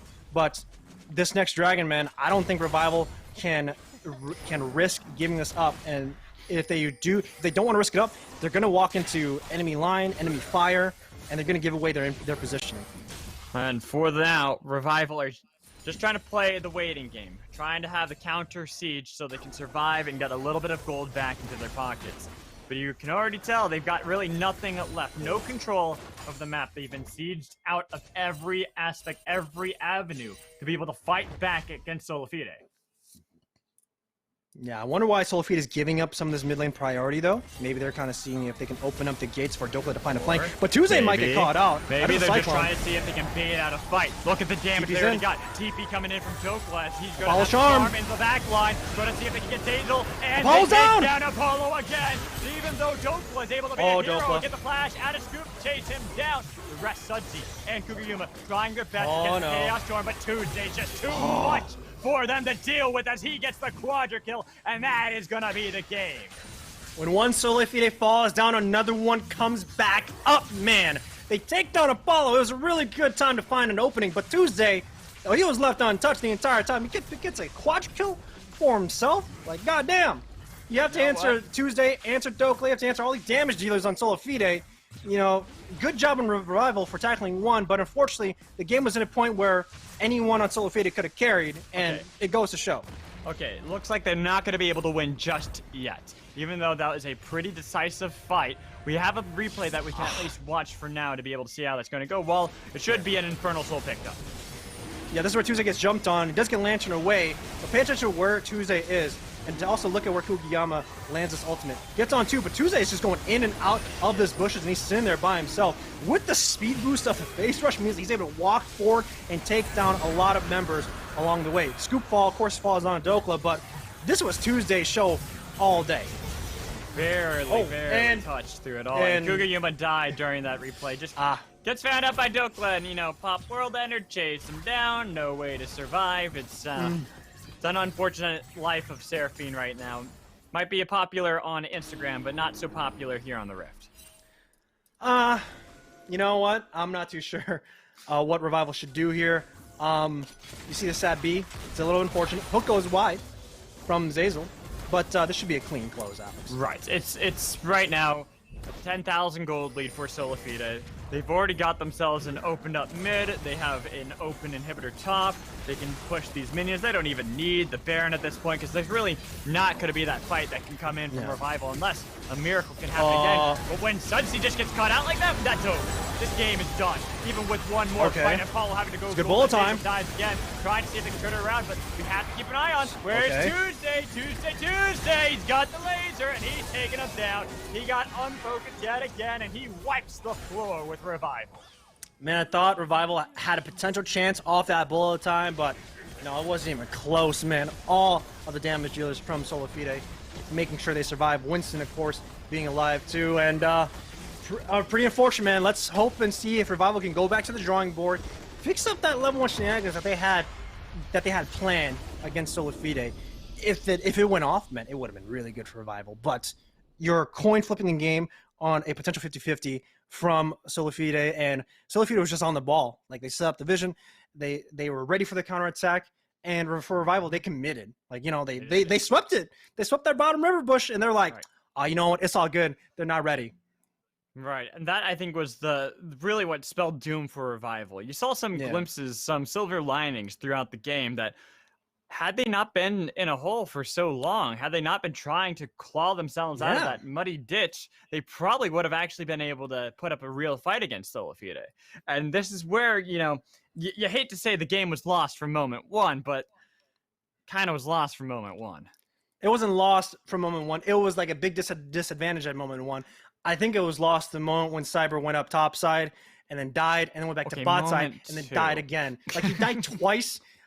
He died once up top side off of a solid gank, but just overstayed, and then he respawned bot side and died again. Like for jungle, it's pretty much over for Cyber at that point. That's where I think the game was over. Credits to Revival, they did find one good fight in that entire game, which was around the red buff on their side of the map, where they managed to retreat correctly and fight in the choke point and kill Apollo.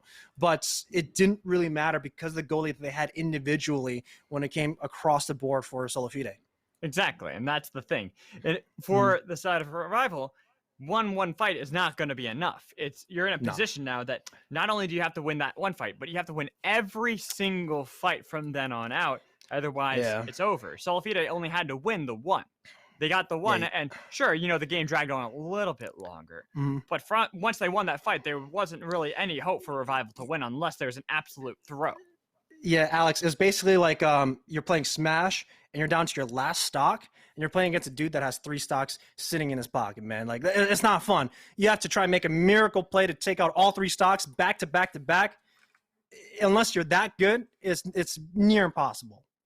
Exactly. And with that, we're hoping that Revival can shore up those weaknesses when it comes into game 2. It's a best of 5 we got today. Even if I said a 2-1, you know, right now I'm one step closer to being completely correct. You need to write the 1 on the Blazer though, Alex. Oh yeah, I'll fix that during the break. Because right now we're gonna toss that break. When we come back, the desk will break that game down a little bit further. So don't go anywhere.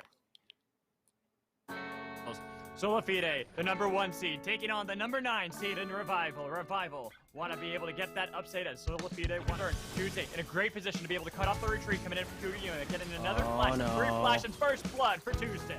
No. Continuing it. They want Dokla's on flank. A little bit. Dokla, World Ender pop, looking to see if he can take down Sudsy. He got nothing to be able to delay him anymore. He's in the back line, same time as Cyber, taking too much damage, and he's going to die. The first one, the first casualty. Dokla and Kugayuma both dying nearly at the same time. 3 members still stand. Rewriting the script. They didn't even try. They're copying their homework again. Scoop, he's might be the first target. He got the damage on him. They're able to pull off 2 target plays. And look who's here. It's Winston looking to see if he gets sleep to the back line. But instead they're going to be run down by the Ragnarok Bullet combination.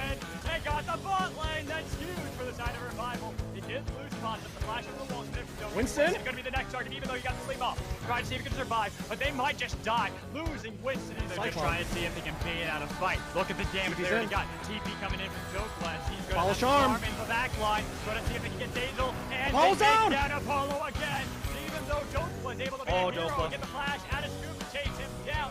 Rest Sudsy and Kugayuma trying their best against Chaos Storm, but Tuesday's just too much for them to deal with as he gets the quadra kill, and that is going to be the game. Just gets caught out like that, that's over. This game is done. Even with one more fight, Apollo having to go good bullet time. Again, trying to see if he can turn it around, but you have to keep an eye on. Where's Tuesday? He's got the laser, and he's taking him down. He got unfocused yet again, and he wipes the floor. I'm sure they survived. Winston, of course, being alive too, and pretty unfortunate, man. Let's hope and see if Revival can go back to the drawing board, fix up that level 1 shenanigans that they had planned against SolaFide. If it went off, man, it would have been really good for Revival. But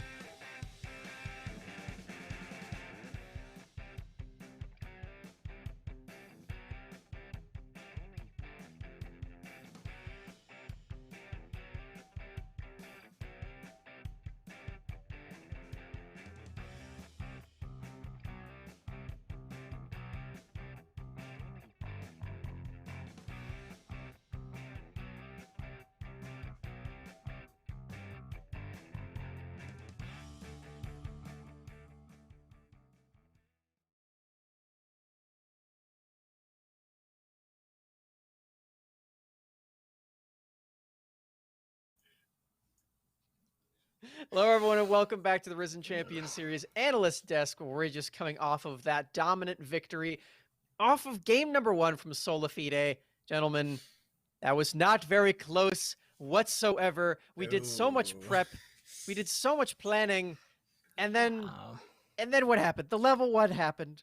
Oh, no. The Blitzscrim came out. The Blitzscrim came out. All right, restart it. Go, guys, we'll just start the game over. Start the game over, please. Yeah. Instantly. If you're in a scrim there, you say, all right, let's go to the next one. Yeah, definitely pretty unlucky stuff to start things off there for Revival. Yeah, just to like dive a little bit deeper into this level 1 play and just how rough it was. We saw them go for this play. They had a lot of information on everything, seeing everyone coming, and it just really fell apart for them.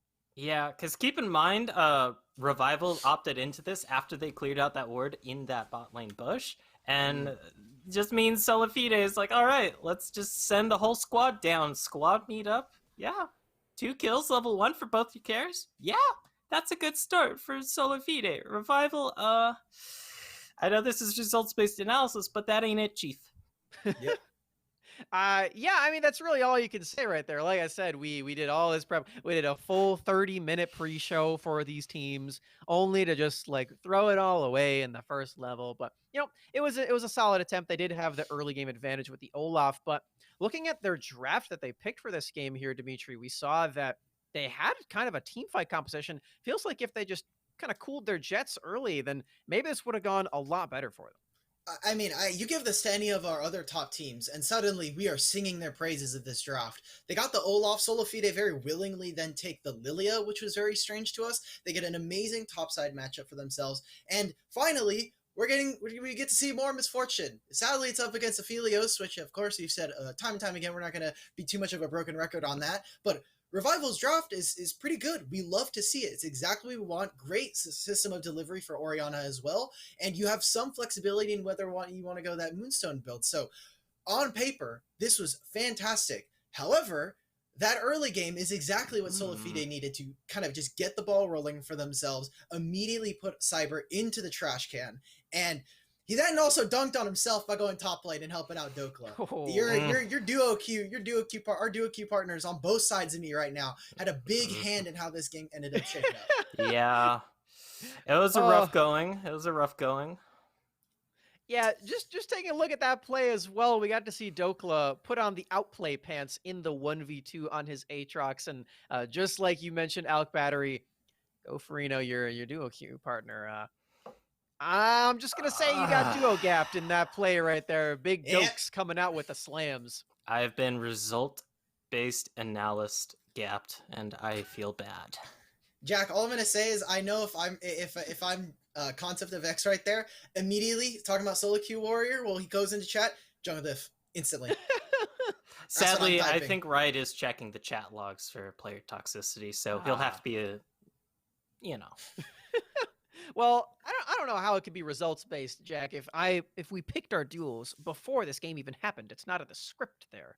So I feel pretty good. I feel pretty good queuing up for that one here with my boy Dokla. I'm excited to see what he's got in the tank for the next one. But yeah, this early game became such a tall battle to really face up against here for Revival. They just really had no chance coming into the team fights too. And we have an example of one of those team fights as well that we're going to be looking over. And oh yeah, SolaFide, their lead was just way too big. Yep, and we were talking about smacking people with your wallets. Well, you're already 7,000 gold in the advantage. Dokla having fantastic kind of team fights throughout this game. You see right there, this could have been potentially, we look at Revival, this could have been their fight. We had seen time and time again, they land a huge Misfortune ultimate, but ends up being way too massive. Tuesday gets an insane quadra kill here. His damage, I want to take a look at that damage in a little bit, but he was very, very good on this on this Victor, and I'm super impressed from Revival that they were almost able to kind of claw back at least some advantage. It was way too much at that point. Yeah, because that's exactly what we expected the composition to be able to do, right? With these huge team fight ultimates, all the crowd control, all the damage layering on top of each other, back to back to back to back. But if you're down 8,000 gold when you go to these fights, it doesn't matter how many carries you're packing into the giant shockwave and then the taunt and everything coming through. You still have another carry in the back for Tuesday, and he gets a quadra kill on top of it all. So yeah, just a very nice early game, snowballed into the victory. Just super clean cut there from SolaFide. Cannot sing their praises enough here. But going into this game number 2, of course, this is still a best of 5. Rival have a lot of options to go for. How are we sort of feeling they can really make their gameplay a little bit more clean, a little bit more cookie cutter and standard to what we've been seeing from them up to this point? Out battery. Oh, Out battery? Come on. Sorry. I had a mental disconnect there. My brain completely froze up. But if I'm looking at Revival, I just want them to please salvage the early game. This is a best of 5, like you said, so you have some time to kind of experiment. And that game 1 was the experiment. We can put it away now. You already have Will and Alex on the broadcast. You don't need any more mad scientist stuff going down.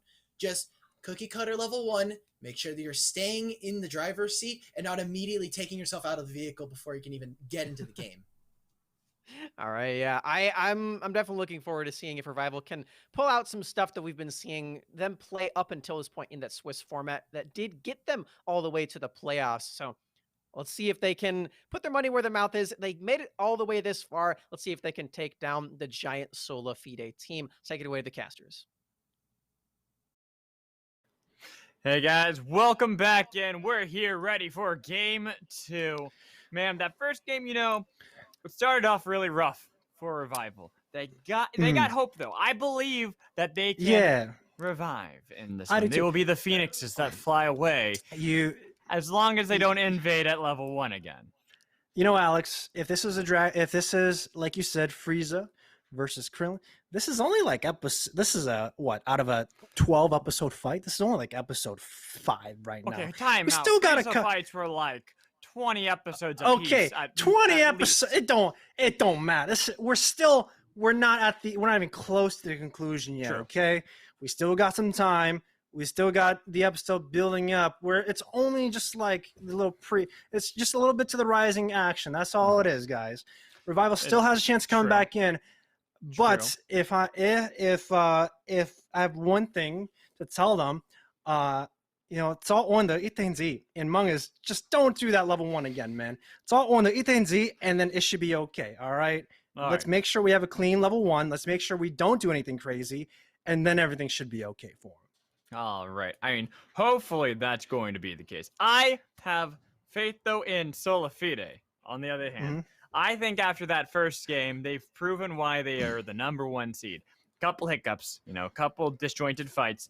But I feel like if they can have a very clean draft like that again, they can play these lanes confidently once more. You can have Winston being able to get these early leads in a matchup that you really wouldn't expected, the Lilia into Olaf. I feel like SolaFide are going to be able to win this second game as we get ready for the draft.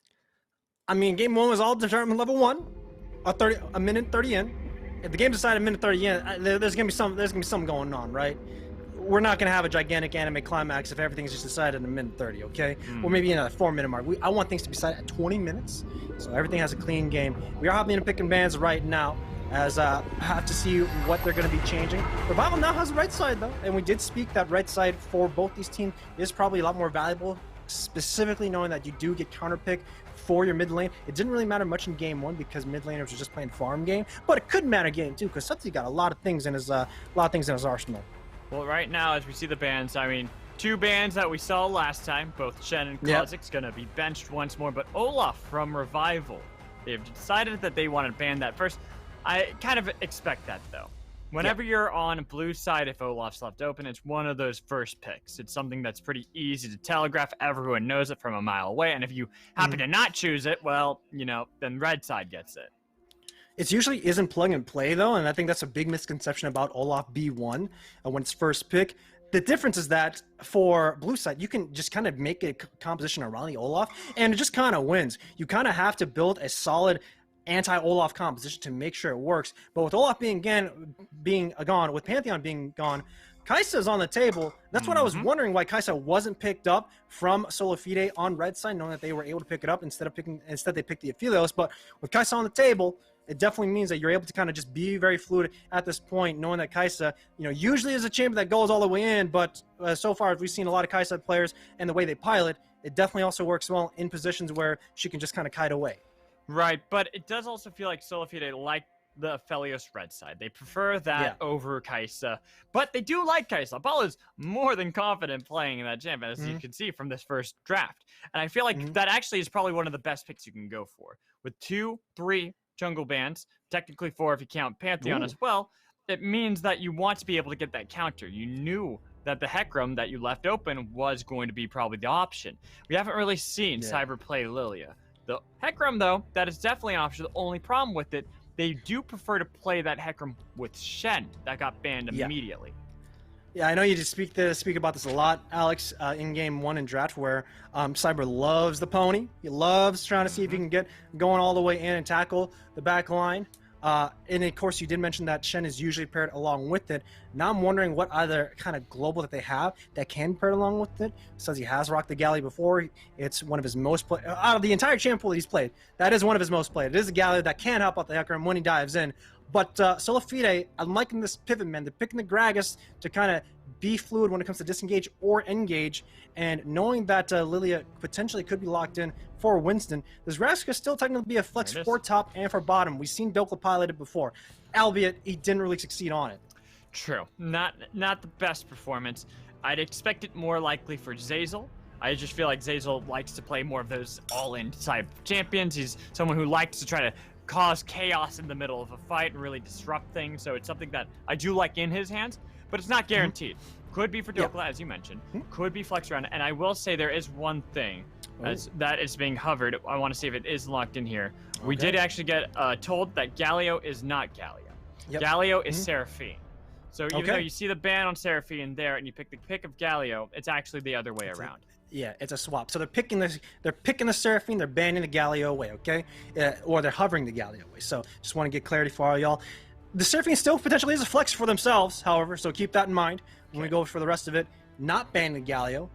So Leona is legit, which also means that Galio is open for SolaFide to grab for themselves, which could work. Kaisa Galio is a pretty strong bot lane. Let's have to see how the rest of Revival wants to shape out. More than likely, though, I feel like they're going to automate back a concept to a tank. Stick to the playbook that has worked well for you so far in Risen Esports and see if that works out against SolaFide. If it doesn't, then go crazy game 3. Throw everything at the table. Go all in on some crazy composition and see if you can kind of, cause some chaos against SolaFide into game 3. But I think game 2, just stick to your guns. Well, what are the chances that is a Gragas mid? It depends. It also depends on the match. It's workable. It's playable. We have to see if Revival wants to pick their mid lane. The likelihood is low. Okay. Tuesday isn't a player that I expect to kind of go for some wonky mid lane picks like Captain Shrimps or like Sudsy that is able to kind of is down to run a lot of mid lane pools. Tuesday's kind of he's down chilling by himself and just kind of keeping to himself when it comes to that champion pool overall. It could. One more update for you guys. I ain't been on it. That blank band that you see on your screen is actually Zoe. Sorry about all the problems. Just trying to make sure that we're as clear and honest with you guys as possible what's going on. Remember, Galio is Seraphine. The blank space is Zoe. So we know that Galio can actually still be picked, but Producers, Seraphine cannot. So just so you know, like write, just add maybe, like text files if we get over that'll help out. MS Paint kind of style. Yeah. Just write in on it. But, okay. So Set is picked. Set is an interesting pick to see here. Okay. Because that still leaves Gragas and Set up in the air on where they're going to go. Set can still go top lane. Set can still go bot lane. Gragas can still go top lane. Gragas can still go bot lane. We're not sure just yet. More than likely, I think this Lucian for sure is probably going to go mid. Yes. For SolaFide, knowing that it could be a Galio mid. This is where I was talking about where this Galio could be flexed and the Maokai could potentially be flexed here. Right. Maokai can go top. It works for concept. If it isn't to a set, you're going to be just fine. When it comes to scaling, as long as you don't get dove overall, it also opens yourself up to finding the mid lane. The issue, though, and this is something that I did want to criticize for Revival, is that Cyber doesn't play a lot of AP junglers, not a lot of magic damage junglers in his champion pool, and Sudsy is down to play some of these attack damage carries in the mid lane. When you compare these two, when you put these two together, you need some sort of magic damage, and when you look at this, it's not really looking too good on the magic damage overall. Seraphine does okay, but it ain't gonna be a lot. Well, and this is where I am wondering how they're going to actually flex things around. Aurelia could go mid lane for Tuesday, could go top lane as well for sorry, other way around because I got the mix up. It could be Sudsy playing Aurelia or Sudsy playing Seraphine. It could be Concept playing Aurelia, Concept playing Maokai. It could be Kuguyuma playing Maokai. It could be Kuguyuma playing Seraphine. By the way, just so you guys all know, Kuguyuma is Plex, but prefers being called Kuguyuma just to let everyone know. Here.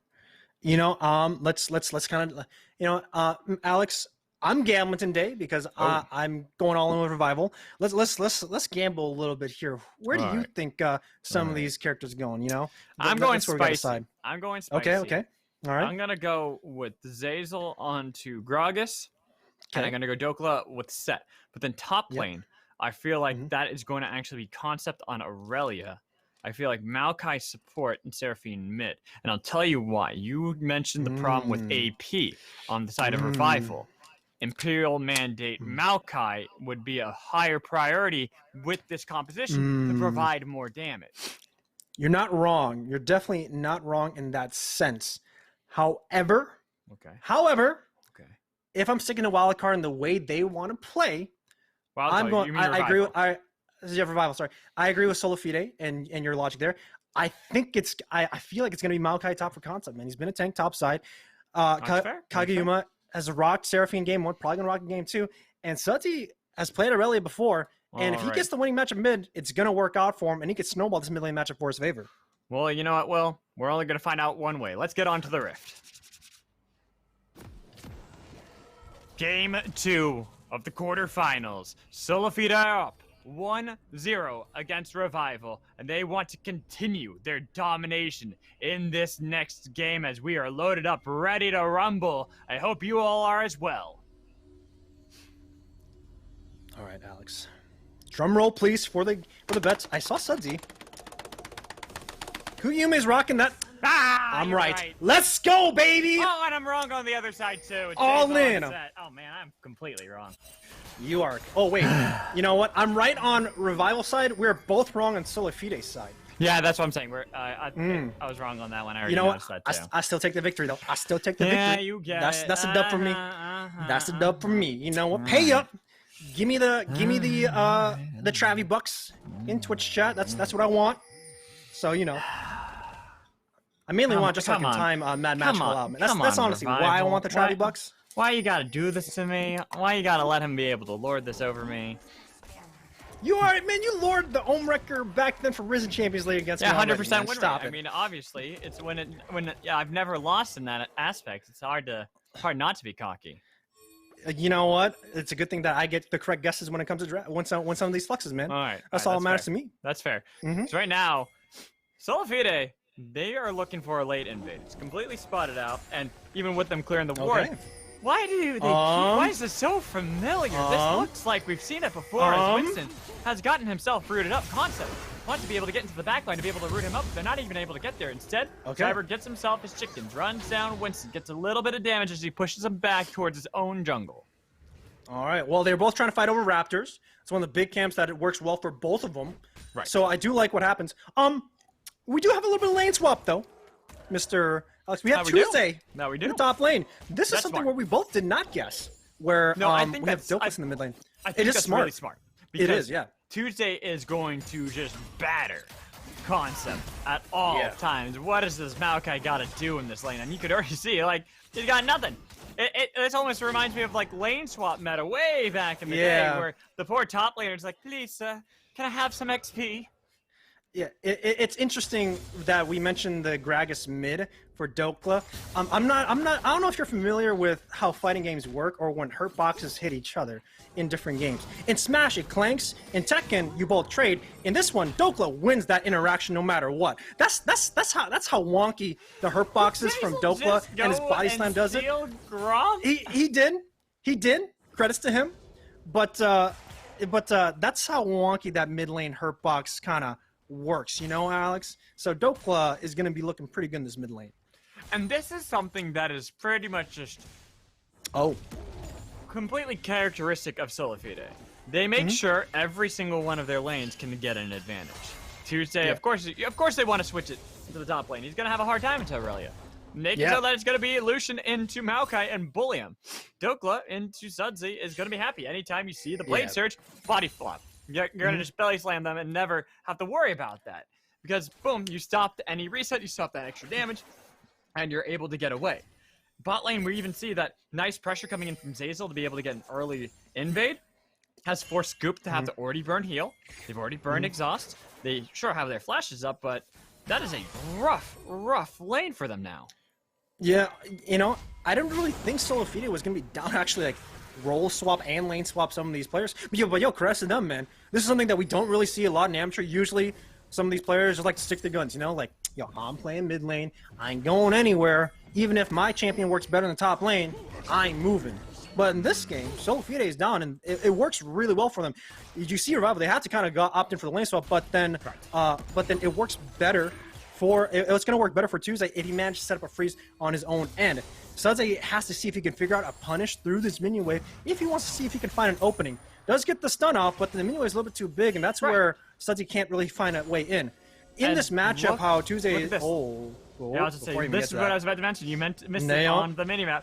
They're not spotted out at all. Hex Flash, this is going to be the easiest dive of the century onto Sudsy, even though he's trying to dodge away with the Surge Blade. They're getting a lot of damage and trying to unless he's TF Blade. It is all onto Zeyzal, and first blood for Tuesday.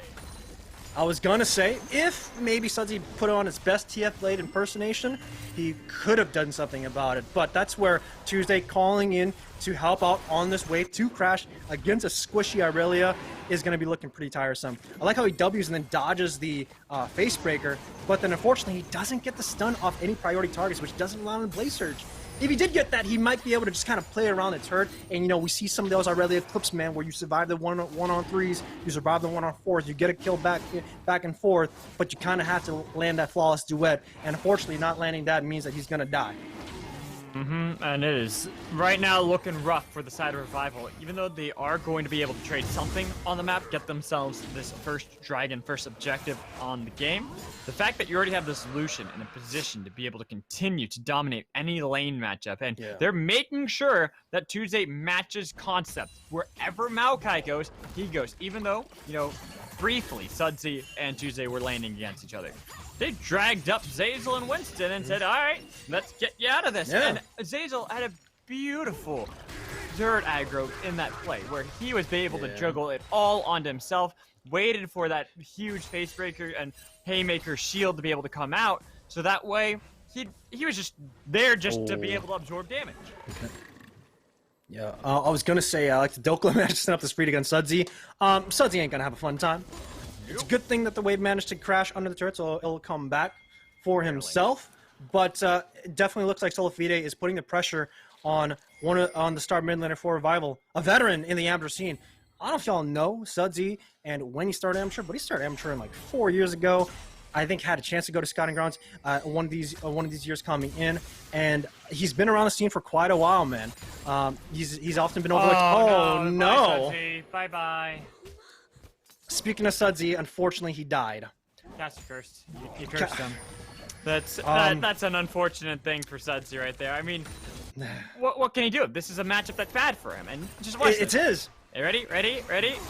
He tries to do it, and he dodges right into the explosive cast. It was read perfectly by Dokla. Yeah. This matchup is not fun, man. It's honestly such a tough matchup to go against. Dokla's infinite sustain because he's going to drink up that beer. He's able to outbeat the blade surge because body slam for some reason has a wonky hurt box and it just wins, you know. So they have to kind of just play this game of musical chair, Summoner's Rift chair, of figuring out the right matchup for Sudsy, because he needs to be in this Lucian matchup where it is volatile, but if he wins it, he's able to just kind of take it leaps and bounds. SolaFide is just doing a good job of avoiding it altogether, and once Tuesday is able to get a gigantic lead for himself, it don't matter if Sudsy can kind of take him down. Exactly. Look at this CS lead between not only Tuesday and Sudsy, but Tuesday and Concept. This is massive, and this almost feels insurmountable. And we're only 8 minutes into the game, and it's purely based off these beautiful rotations and lane swaps that are continued by SolaFide. Alex, this is where I'm kind of wondering if Revival should just kept maintaining the same lane matchup that they had. Like, yes, it's unwinnable for Sudsy. Yes, he can't snowball. And yes, like, Concept isn't really able to lane because Tuesday's just able to kind of bully him out of the lane. But, you know, if you're able to set up a free serve Concept, you are able to call Cyber to come gank the top lane. And everyone's know Maokai is like point and click CC for your jungler, bro. Like, it's that easy. And that's why I was wondering, like, maybe if Concept was able to manage the wave a little bit better or figure out a way so that he's able to set up a freeze to let his jungler, you know, just be spoon-fed from the tree himself, it could work out. But they're just playing this game of cat and mouse, and we've seen Jerry win a lot of these mouse games, and that's what SolaFide is. Unfortunately, they do feel like Tom right here. It's what was the end of the entire series where they're both just sitting on the railroad and they're all depressed and stuff. That's kind of how you gotta feel for both Concept and Sudsy at this point. They're making sure that there's not really much they're going to be able to do in these matchups. You already saw 1,000 gold lead for Tuesday. Sure, getting first blood is a bit of gold, but also having these massive CS leads over their opponents is going to really be able to break the bank for them.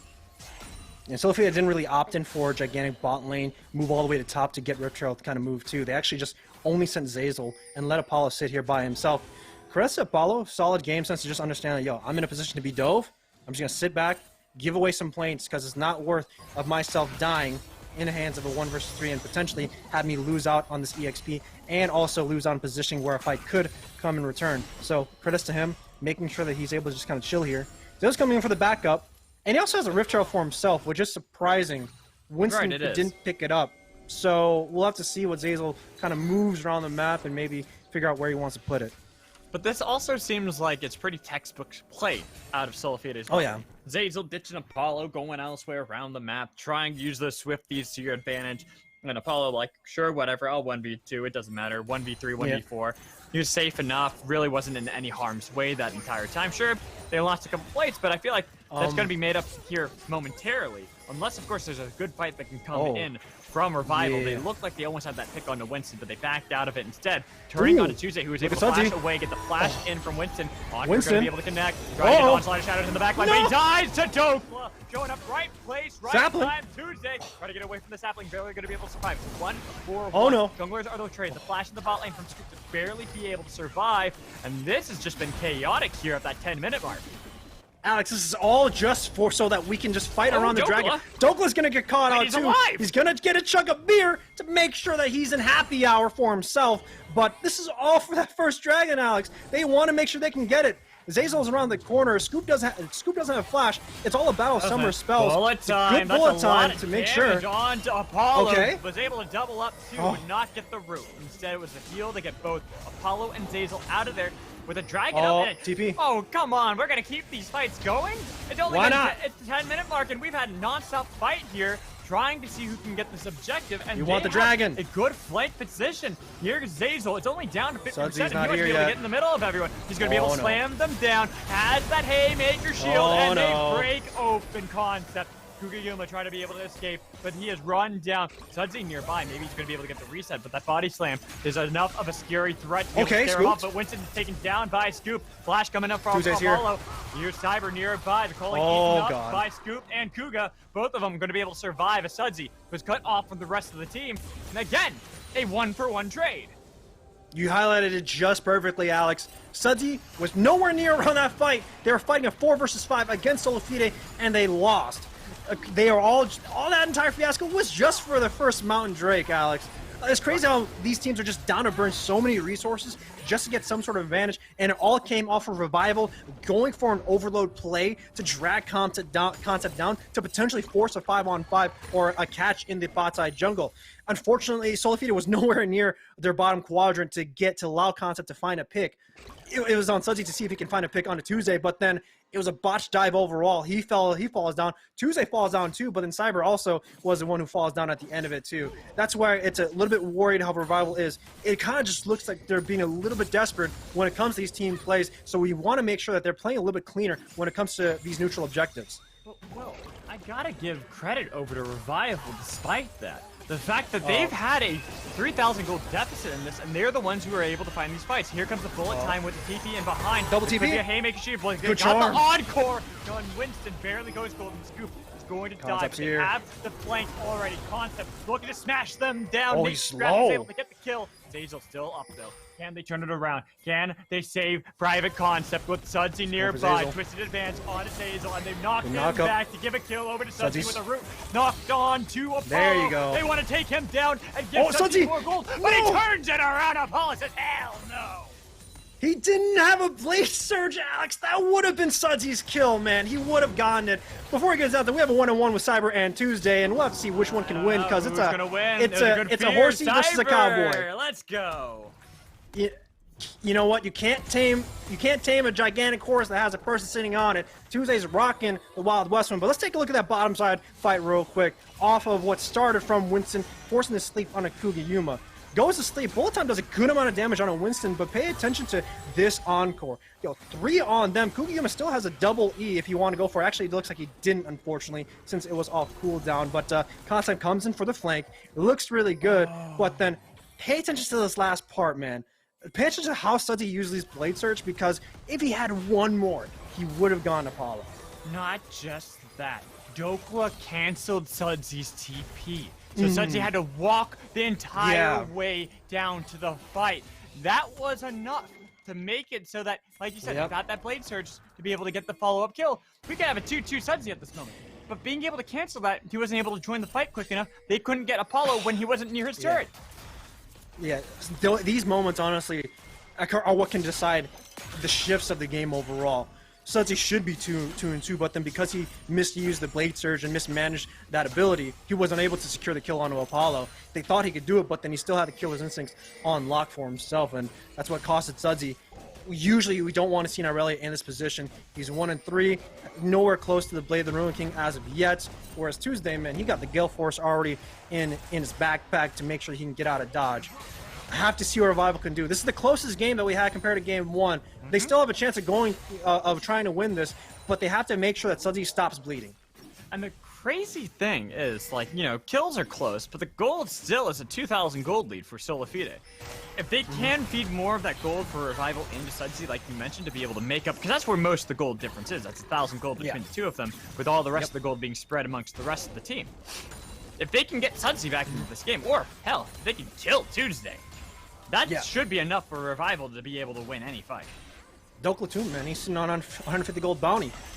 You know, Tuesday's rocking the Wild West, and currently there's no bounty on this side. Only bounties for SolaFide. They have to see if they can take it and get some gold in their pockets and make sure that they can hunt some of these individuals. But right now, no objectives coming in except in this next minute 4 on the map for both these teams here. They fought a lot around the first Mountain Drake. They did get their Inferno Drake for Revival. I feel like Revival is probably down a clown for this next Cloud Drake as well, but Midter is going to be the main objective for SolaFide to open themselves up the map. And that's the big thing. That's why I'm like, yeah, I feel like they do want it down to Clan. They want to be able to skirmish, but it's hard when you lose that tier 1 like that. Pretty easy. Rift Herald pop, easy take. And what do they get off? They don't have that play already set up. That tier 1 mid is so healthy. Even if they have all 5 members like they do, they're barely going to scratch the surface of it. Yeah, they're a little bit late on the reset from SolaFide. If Revival wants to try and go into the bot side jungle, they do have a small little window to just control this entire area. They do have a little bit when it comes to this ramp, entrance from the bottom side here. Unfortunately, unable to find a pick for themselves while the rest of the SolaFide members are coming back on the map, Alex. So this is just going to be a net neutral when it just comes to control here. And for SolaFide, I think they're okay just walking through this river and seeing if they can fight a front-to-back team fight. They're able to buy a lot, even though explosive pass came in and was able to knock away Scoop. He's still alive. He could easily get the bullet time. Has got healed just in case they need to be able to use that. Look at Trying to Zazel. get on the other side. Can Kugayuma get the encore? Going to be able to connect, but it's only on a Dokla. It's the bullet time. Did anything? It was going to help, and it didn't do enough. Cyber trying to see if he can survive long enough, and Tuesday takes him down. They got the Blade Surge. Trying to see who else they can get. They got Winston, but they traded for Concept. Now it's Sudsy. Next target. Can he get the Blade Surge to the minions? He can. He's followed by Apollo down to the grave. The Scoop continues to fight against Dokla. Body slam. Zazel pulls him back into the fight. They could give that over to Apollo easily. All he has to do is make it rain, but they get the ace anyways on a Dokla. Yo, credits to Zazel for finding that damn flank on Kugayuma. I don't think Revival was anywhere ready for Zazel to come in. I want to pay attention to that because they were all just poking back and forth. Sudsy was trying to look for an opening with the ultimate to get onto the rest of the squad of SolaFide. But pay attention to Zazel, man. He's looping around. They have a little ward that did catch Zazel, but no one was ready to kind of collapse on him. Charm comes through, but that stalls everything else. We do see the Vanguard's Edge come through and hit a good amount of people, but Sudsy, Kugayuma, and everyone else wasn't ready, and Tuesday also was untouched at the end of it. And it was all off of Zazel just start a fight that's on their terms. You know, it looked like Revival was ready for it, but then at the end of the day, SolaFide just had that in the bag with only one of their members falling down and on all 5 falling away on Revival's squad. SolaFide might have just secured a pretty big, actually I think Mez just secured the game for themselves in this play. Keep in mind, too, the only reason that was a 1 for 5 is because Winston died to the Dragon. The Dragon was the MVP for Revival in that fight. Yeah. It was a 6-on-5 and they won that, bro. Like, what? And that's the thing. SolaFide right now are dominating. They're the ones firmly in control. Despite, Winston's scoreline, he's really just there as cannon fodder anyways. As long as he can get a sleep, that's all that matters. Give the kills and the gold over to Tuesday. Give it over to Apollo. It's all going to work out well. And we're only 19 minutes into the game still. We haven't got the Baron up. There's nothing really to fight over, so that's why you see SolaFide doing what they did last game. Setting up the vision, making it so we got this giant lion in the jungle of Revival so they can't venture out. And the most important thing for SolaFide, even though it's a 5K gold lead in your favor for them, it's around 20 minutes, the biggest thing is that a lot of that gold is sitting on the star players on that squad. Winston's just basically a chess piece that you just want to trade away and make sure you get a sleep off. Dokla is the one who's going to be a gigantic burst champion. Tuesday and Apollo are going to be the ones who are gigantic big DPS. And of course, Zazel is going to be the rook, making sure he's defending the king and the queen when it comes to Tuesday and Apollo. Like, it's so hard to tackle the squad of SolaFide if you're not able to tackle through Winston, who already has the Hourglass for himself. Dokla has the Hourglass and Night Harvester to just create a lot of space for them. Like, you have to try and overload and tackle the king and queen when they're both watching each other's backs. It's going to be it's so tough, man. Concept. This don't look good. I mean, there's nothing here. What can we talk about here? He did. So, yeah. He auto-attacked. He tapped Apollo. I mean, once I saw that, I'm like, oh no, this is the problem what I was talking about with those wards, and that's why I highlight them so often. You couldn't even see them. That's like, he's like, I'm not pushed that far out. I'm Maokai. I should be able to survive this. Yeah. If you're not underneath the turret at this point, you're not safe. You know, Alex, I did talk to the SolaFide coaching staff, and they did say that they're pretty confident going into Revival when it came to their game plan. But this is honestly a pretty damn clean game off of just, swapping champions around when it came to the matchups early on. And Revival didn't want to opt into it. They kept on trying to play this game of cat and mouse, and it definitely cost them. It costed Sudsy the most, honestly. Because for Concept, it doesn't matter. He's a tank. Like, yeah, you're going to be down 50 CS, but Sudsy needs to fight, man. And if Sudsy's not able to farm nor fight, it's gonna be pretty tough. And he opted to try and overload on that fighting angle. Zazel was gonna get caught out a little bit. No one really nearby. Yeah, shield. Haymaker comes out, but what does it really work unless you can get back to Tuesday? He's top lane. How does he do it? The TP in behind Concept. Right, he can help out. They got the damage they need to. The bullet time not really going to do enough. It's going to be able to take down Winston. He goes golden to be able to survive. Tuesday's gone, though. It's going to be Sudsy the next target. Look in the backline. Zazel is able to keep Concept away so they can get easily into the backline themselves and take down Kugayuma and scare away Scoop from even attempting to defend around that bear. And you cannot get baited by the enemy support, Revival. Oldest trick in the book. Tanky support walks in the river, gets offensive wards on their own, and by himself, but because he's so far ahead, because he's so tanky, because he has that dead man's plate on lock for himself, he just makes a speedy getaway and then gets a good punish for SolaFide. Revival, again, very desperate to try and see if they can just claw back into this game, but, you know, less is more. Can't be too desperate. Can't be looking to see if you can find lethal. Got to chill out. Got to see if you can generate some small advantages, because if you go into game 3 with this kind of mentality, it's going to be a clean 3-0.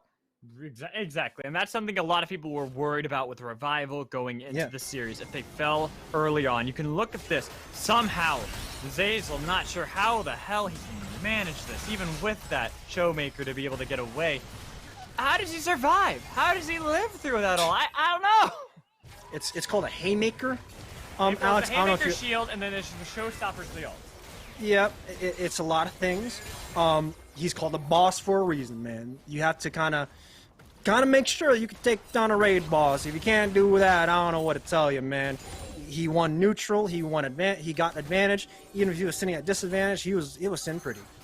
That he is, and this is kind of what we expect out of Zeyzal. He is an aggressive player. He always tries to set up his team for success by being able to wrestle control of any vision, and even when it looks like he's done and dirt, he's somehow able to manage to escape. Somehow always able to get out of there and then re-engage for the team, gets back into there so he can keep important members away and focus on him so that his team can kill the backline. You know, Alex, I made a bet that Revival will 3-2 this. Okay. I didn't expect him to go 0-2, but I'm still holding faith. I'm still having faith. The Revival can reverse sweep this in their favor. We'll just have to wait and see. They just have to be humble. I don't know, man. Scoop's dead. It was like that when he just goes and says, all right, I'm a back to you, even though the Encore will get the shutdown over to Cyber. They're continuing to dive. They got so much damage coming in onto Revival, trying to see if Winston's going to be able to stay alive while Tuesday wants to be able to get that turret. That's the primary objective. Take this down. They're calling onto Sudsy. You flashed right into Zeyzal's hand and gave Tuesday another kill. What can you really do here? You know it's over. You know they control your base, and you know that they will go up 2-0. And this is why I said that they're probably going to reverse sweep this. I'm still gambling here, guys. A 10,000-1 Revival wins this, He's going with it after this kind of game. We're only 24 and a half minutes in, and they've taken 2 inhibitors. I'm sticking with it. Sure.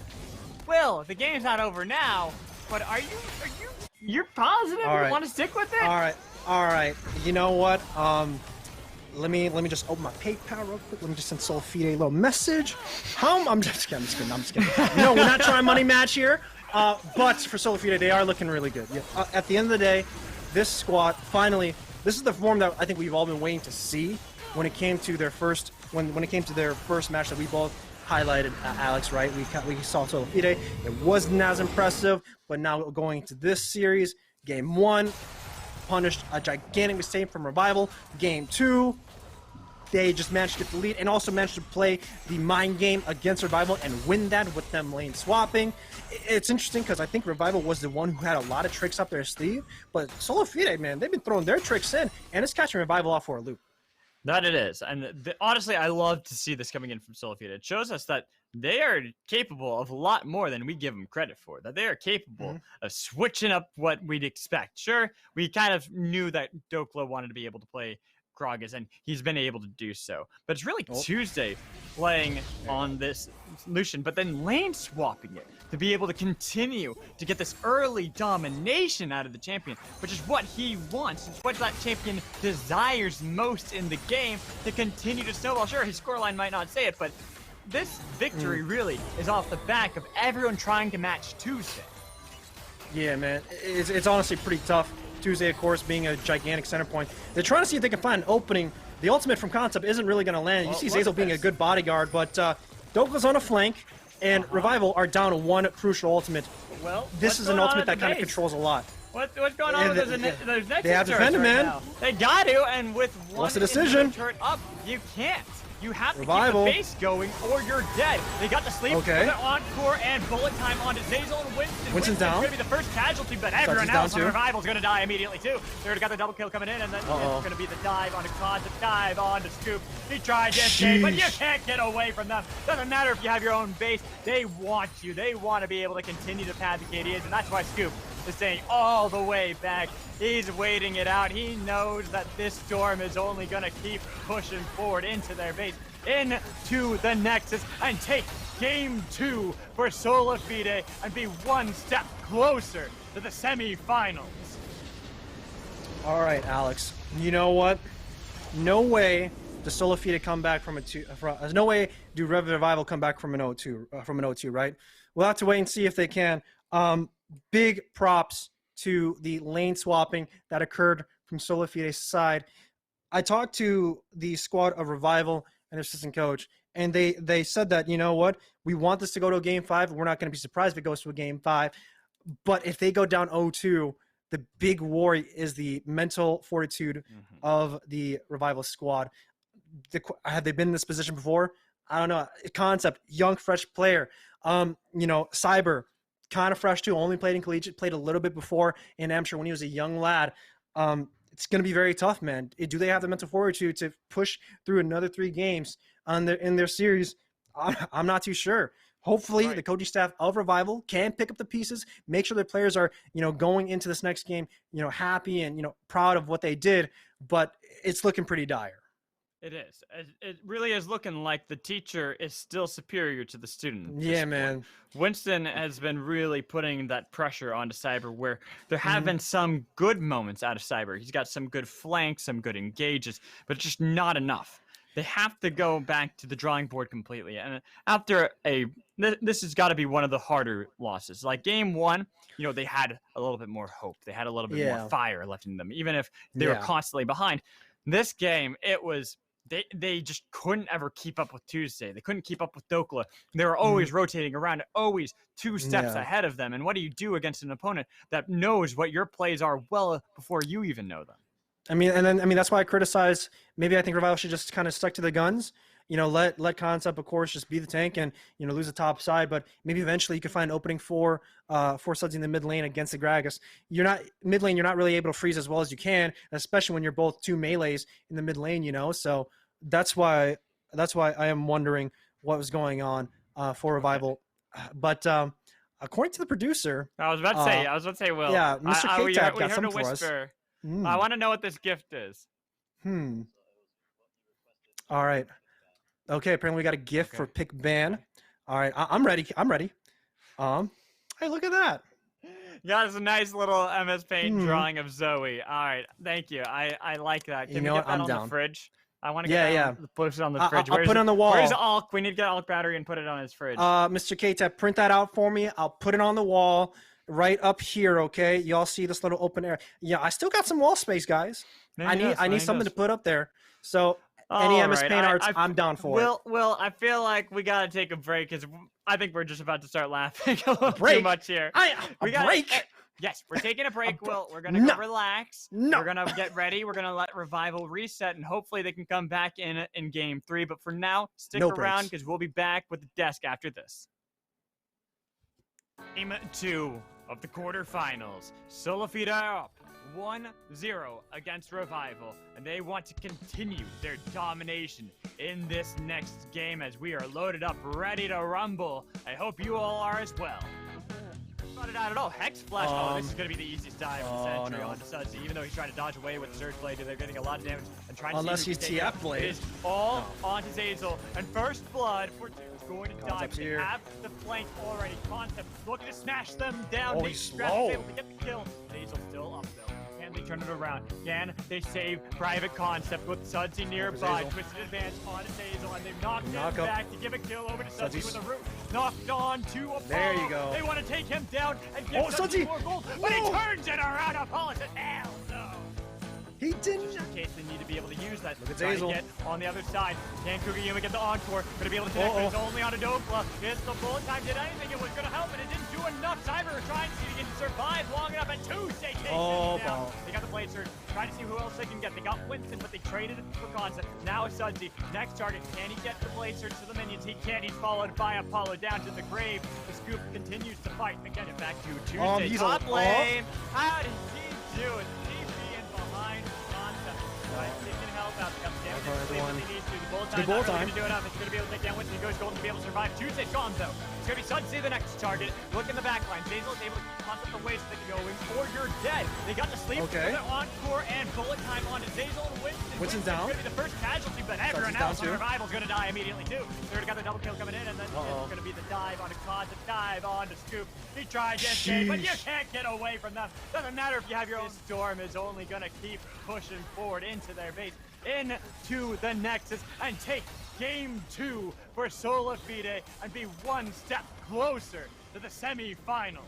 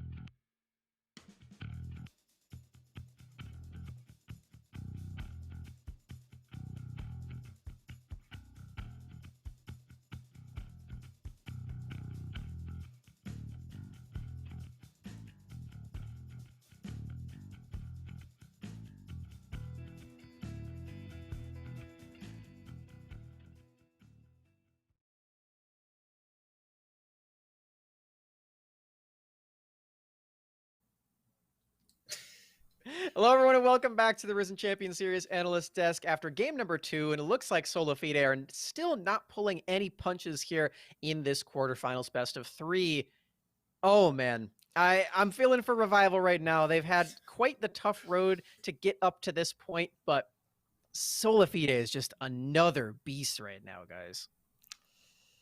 Yeah, it's not fair. It's not feeling particularly fair. It feels like there might be a seeding differential going on, and I feel like we're still in the Swiss a little bit But SolaFide are really playing incredibly. Yeah, it's definitely a treat to watch these LCS and Academy caliber players down here in amateur, and this is why they do have that experience, right? They're showing all these mechanics, they're showing all these team plays, and it starts right in the draft too. We saw in this particular game, us on the desk, we were highlighting that the red side can really start to benefit Revival if they get these counter picks off, but we saw that was just really not the case right here, Jack. Yeah, I mean, one way to nullify a counter pick is just swap lanes. Just, you can't get countered if your counter's in a different lane. And that's kind of what we saw from SolaFide here. A lot of tap dancing around the rift, around those early phases. And it did work out very well for them. And especially with the help of just kind of denying Sudsy any sort of semblance of a chance to play this game. Yeah, the lane swap was really the part in the game where it really started to fall apart right there. We got to see this first blood here onto Sudsy too, and yeah, I mean, I really like the way that SolaFide is drafting right now. We saw the same components, or some of the same components here for Revival, but SolaFide's drafting style on blue side proves to be just as daunting as it is on a red out battery. Yeah, and I love specifically, I know you're going to love this pick, and I love this because my duo, Zeyzal's flexibility in being able to play just basically anything that they want in the bot lane. Do they want to be able to flex this set? Well, hey, we also have the Gragas available to us, and we can play whatever we want. And we saw right there that Zeyzal, beautiful tank turret aggro, and then immediately just, again, shutting down Sudsy and making sure that the rest of this Revival roster really can't do much once we get later into the game. Yeah, right. The draft flexibility is really one-sided, it feels like, in drafts like this, because we do see that there are some traditional flex picks coming out on the side of Revival, right? The Seraphine can go mid. We're seeing the Aurelia can go to either solo lane, and the Maokai could potentially go bot lane.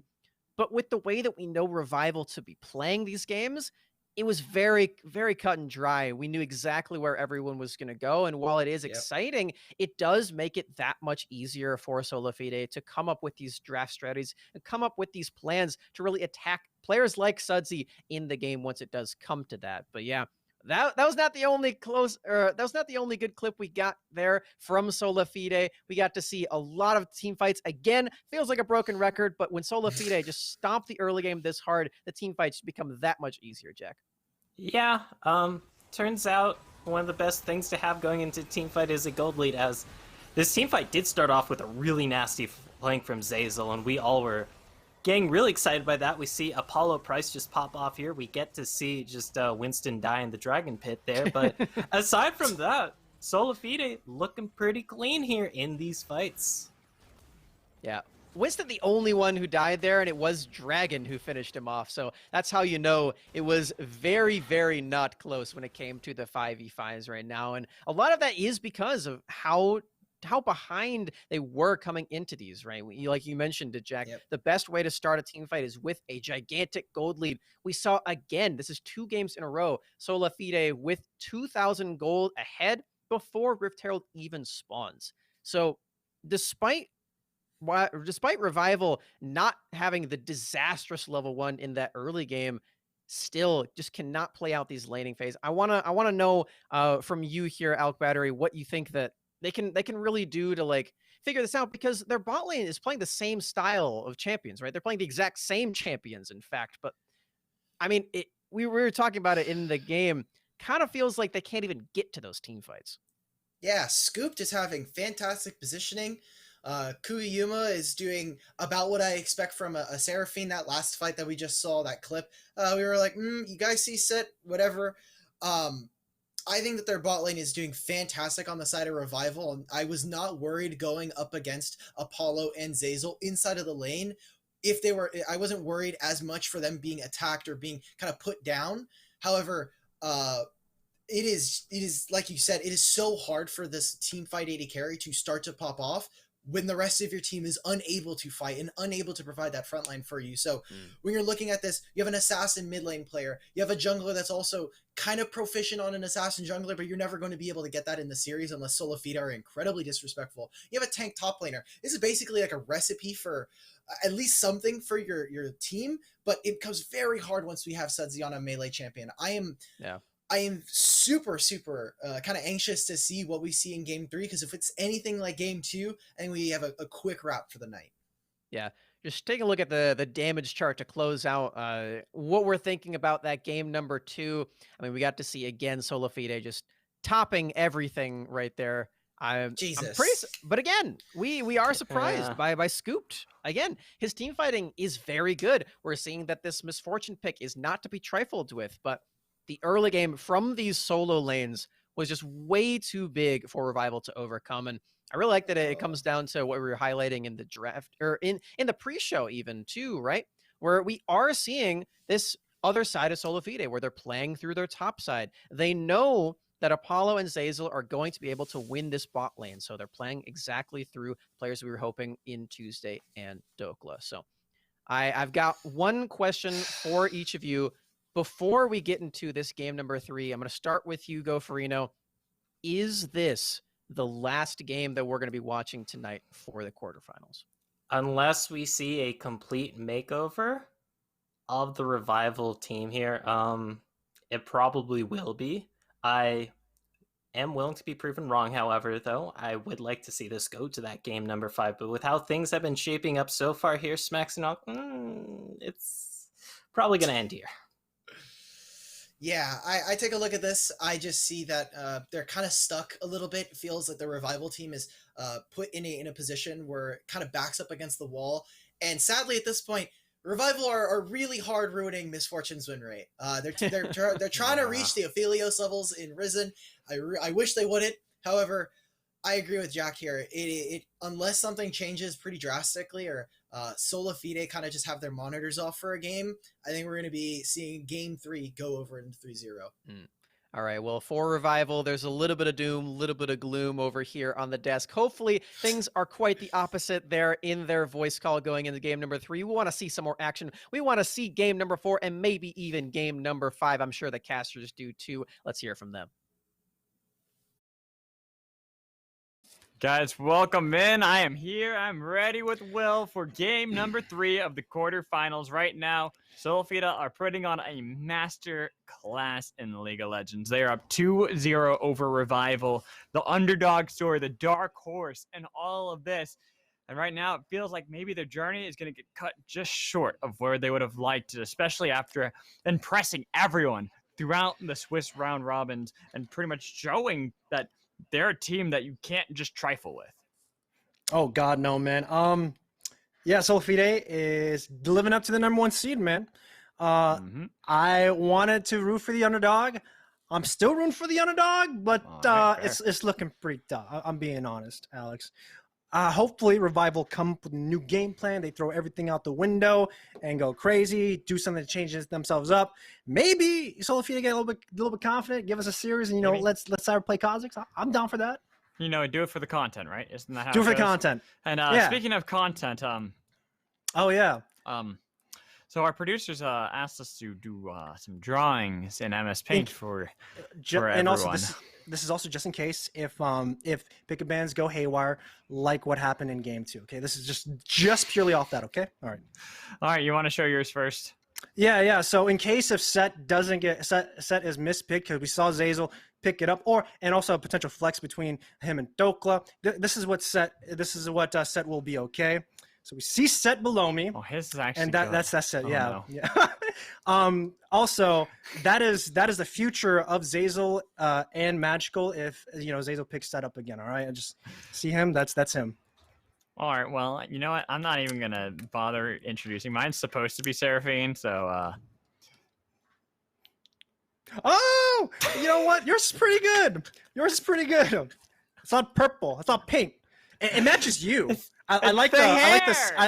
I didn't have enough time to do everything that I wanted. You know what? And I think these two characters fit who we are. Right? I'm the chill, cool guy. I'm down to fight. I'm down to clown. You rocking the pink purple sequential blazer. Seraphine has pink purple, probably sequential hair. It works out. All right. I'm glad that at least someone likes the drawing that I did. It looks good, man. All right, thank you. Producers are getting rid of them. You can put that on you can legit put that on Seraphine's Instagram and get like mad likes, bro. I mean, yes, that is a possibility, but I'd rather not. Let's get back into the games at hand. Since we had a little fun there, I want to talk about the potential for either Revival to be able to get that reverse sweep. Now they're in a position, every single mistake matters, and that is a difficult thing to ask a team like this, a team that has been the dark horse, the underdogs that have been able to surprise a lot of people, yes, but they are still newer players onto the scene. Some of them. Sudsy's been around for a while, but Concept, Cyber, they're still trying to get their names out there.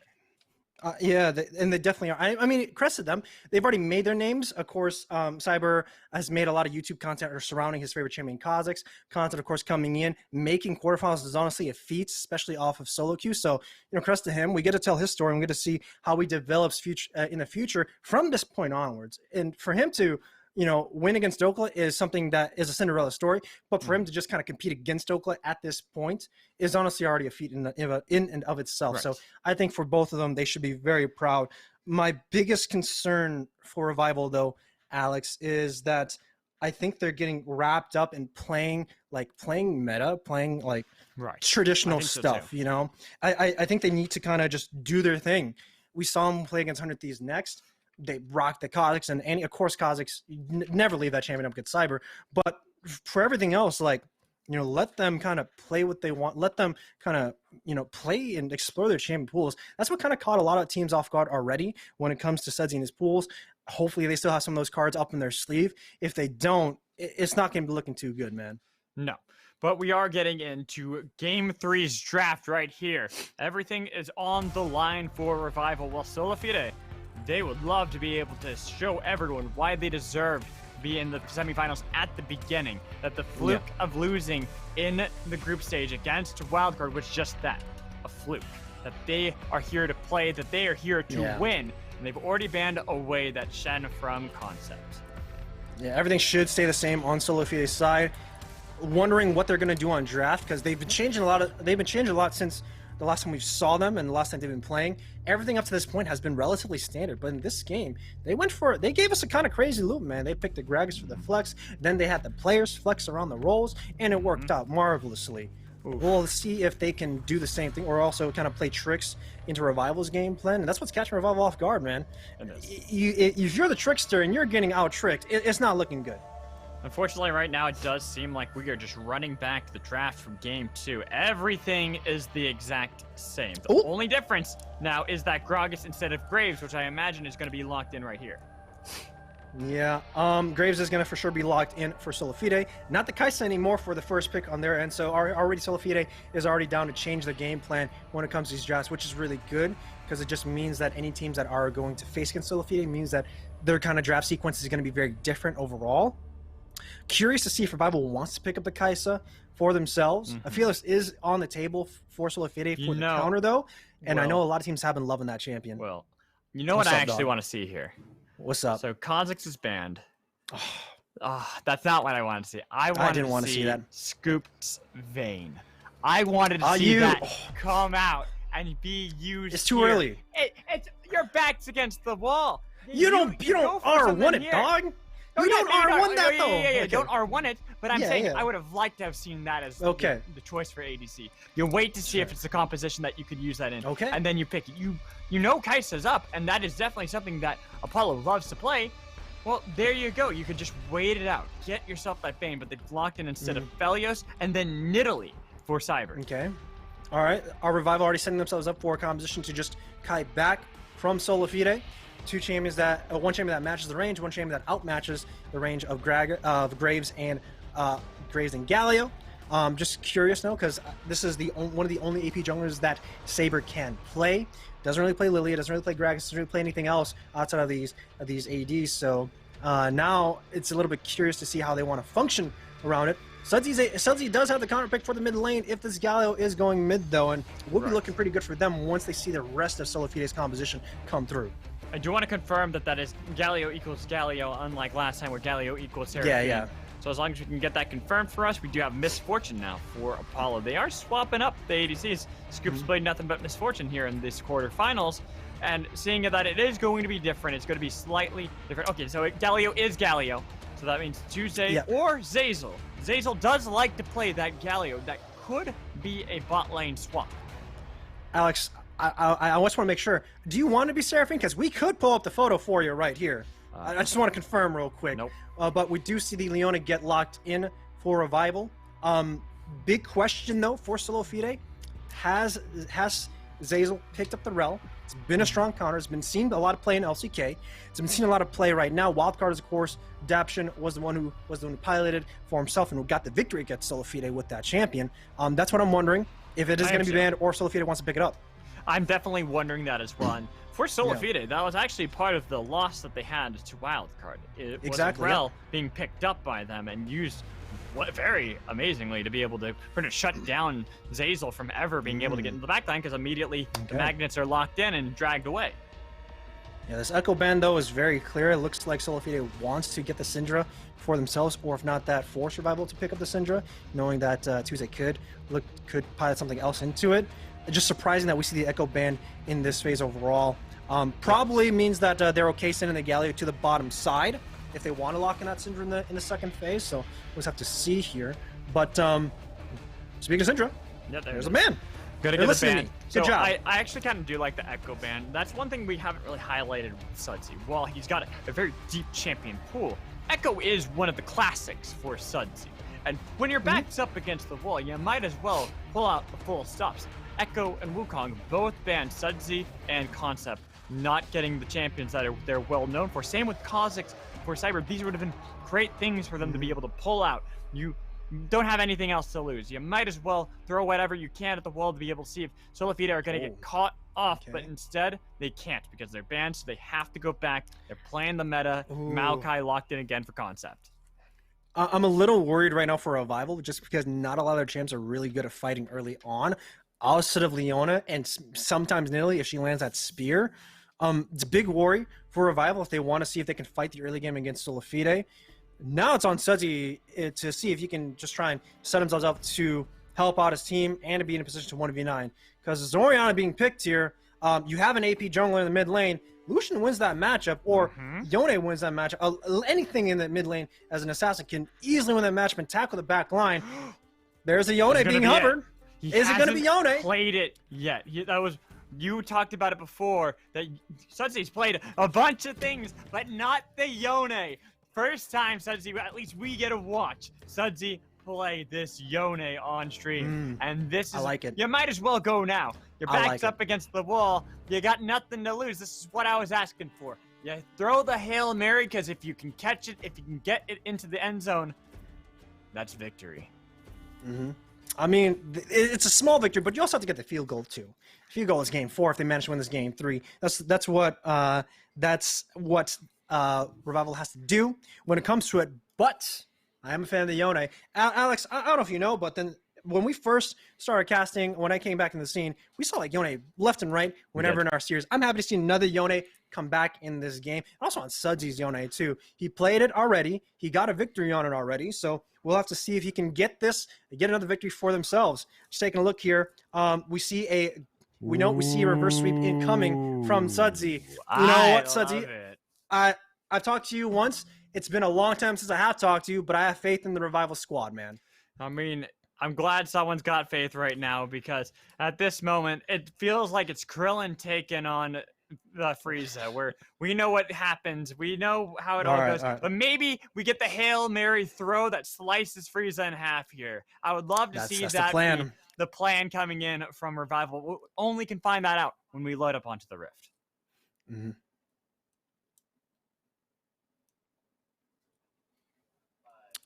almost there. 1.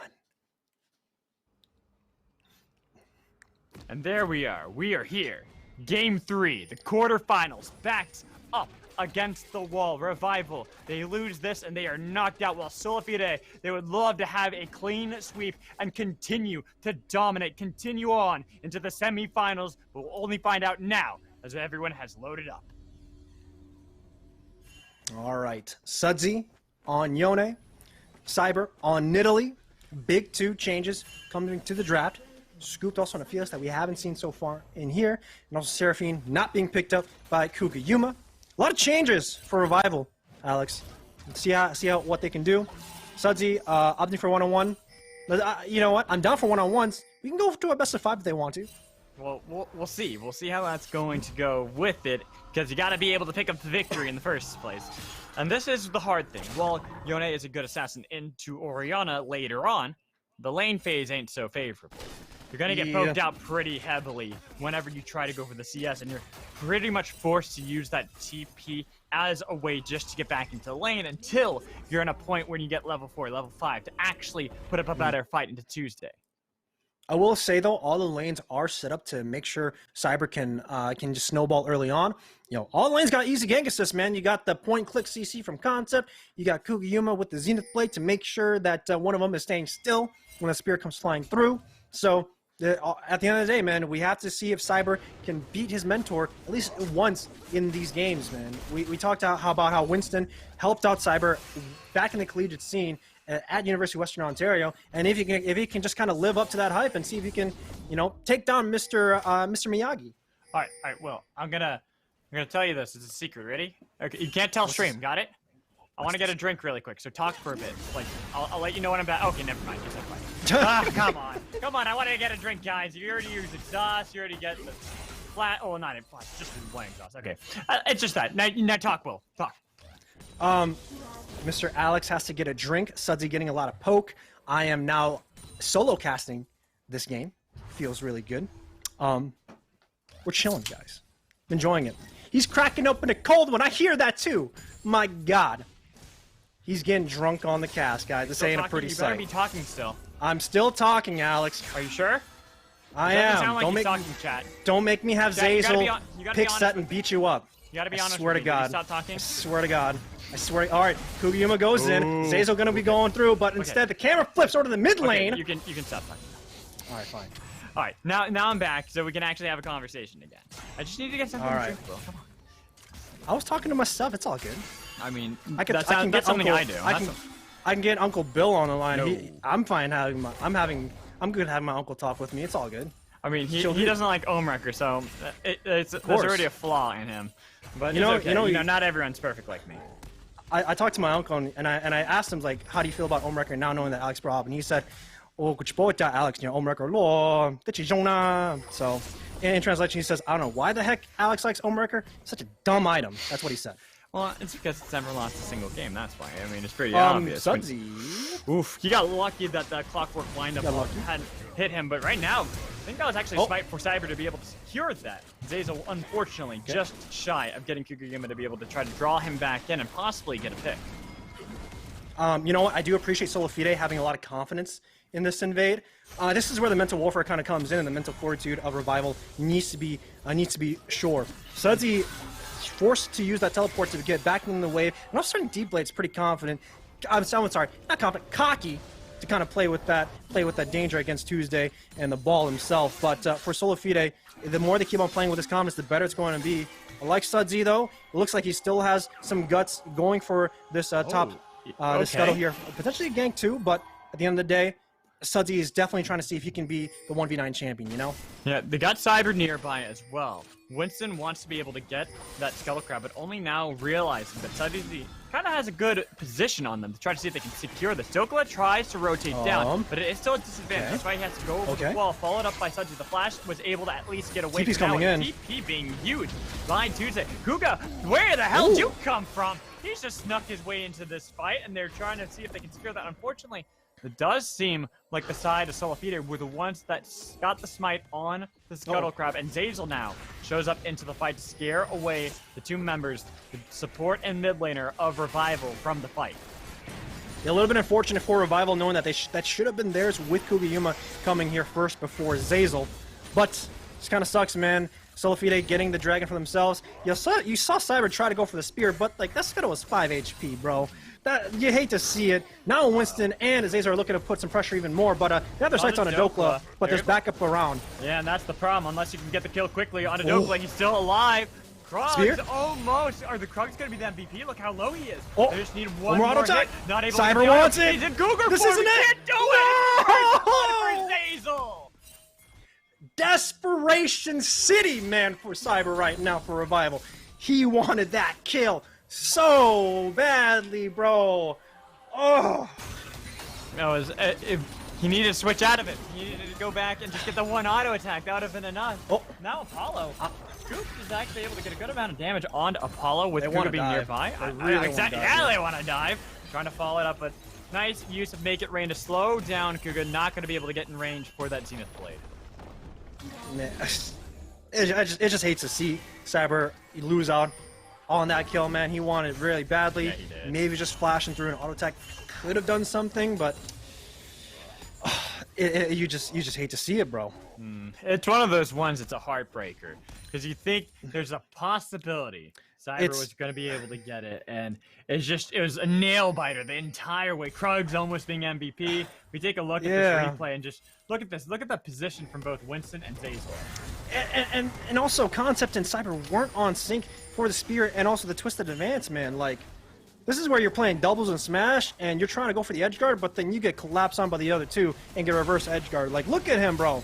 He's sitting there. He flashes forward and couldn't get the last auto attack off because he was CC'd to death. Here we go. Wait, on the bottom on. side, though. We got a big fight. Cyber taking a lot of damage. Same with Scoop. Trying to escape. Oh, no. He's going to be able to get There's an easy one. double There's up. two. Easy two. Easy three as Cougar. Not going to be able to get away from that one. It's a double kill for Winston, and we're already down 4-0, 7 minutes into the game. This is looking like a rinse and repeat for SolaFide. And this is the worry that I was talking about, Alex, man. Like, you're down 0-2. Can you come in for the reverse sweep? And it's looking pretty tough for the rest of the squad. That mental fortitude ain't coming in for the Revival squad. They're making a lot of mistakes individually. They're not really landing well. They're getting desperate for some of these plays, and it's just eating away at their performance right now. It just sucks for Sudsy, who's been a veteran in the scene, and he's now going to have to be one of the big people on the squad to make sure that he can rally the rest of them to just make sure that they're doing okay. You have to make sure that your teammates are, focused on the game, forgetting about the regrets that happened before, and see if you can get this victory. It is 4 people on the top side, so this could be a potential punish off of Revival. Trying to see what they can get. They're trying to secure their own red buff. We're only 8 minutes into the game, and they're trying to play with a shockwave, drifting them apart, taking down 2 nearly instantaneously. Sudsy's down here, what too. What can he do? He snaps back right into the waiting arm. SolaFide was able to get at least a blast cone to survive, but lost 2 members of your own team along the way. Yeah, man, Cyber is just getting bullied right now from Winston, too. This is a classic case of just the sensei, making sure his student is in his place. Winston 2-0-3, Cyber 0-3, man. Let's take a look at that replay of how everything even happened when it came down to it. This is where Concept goes for the ultimate, but unfortunately Dokla hops over the wall. He's 6'2", I don't know if they're aware of it, but then because of this war that they have in the pit, they have complete awareness. And that two-man shockwave, bro, like, it's over. It's over. It's good that Sudsy gets out of here, but it's legit his show. But if he can make this into a Tuesday night Sudsy game, it could be it. And that's what I was about to say.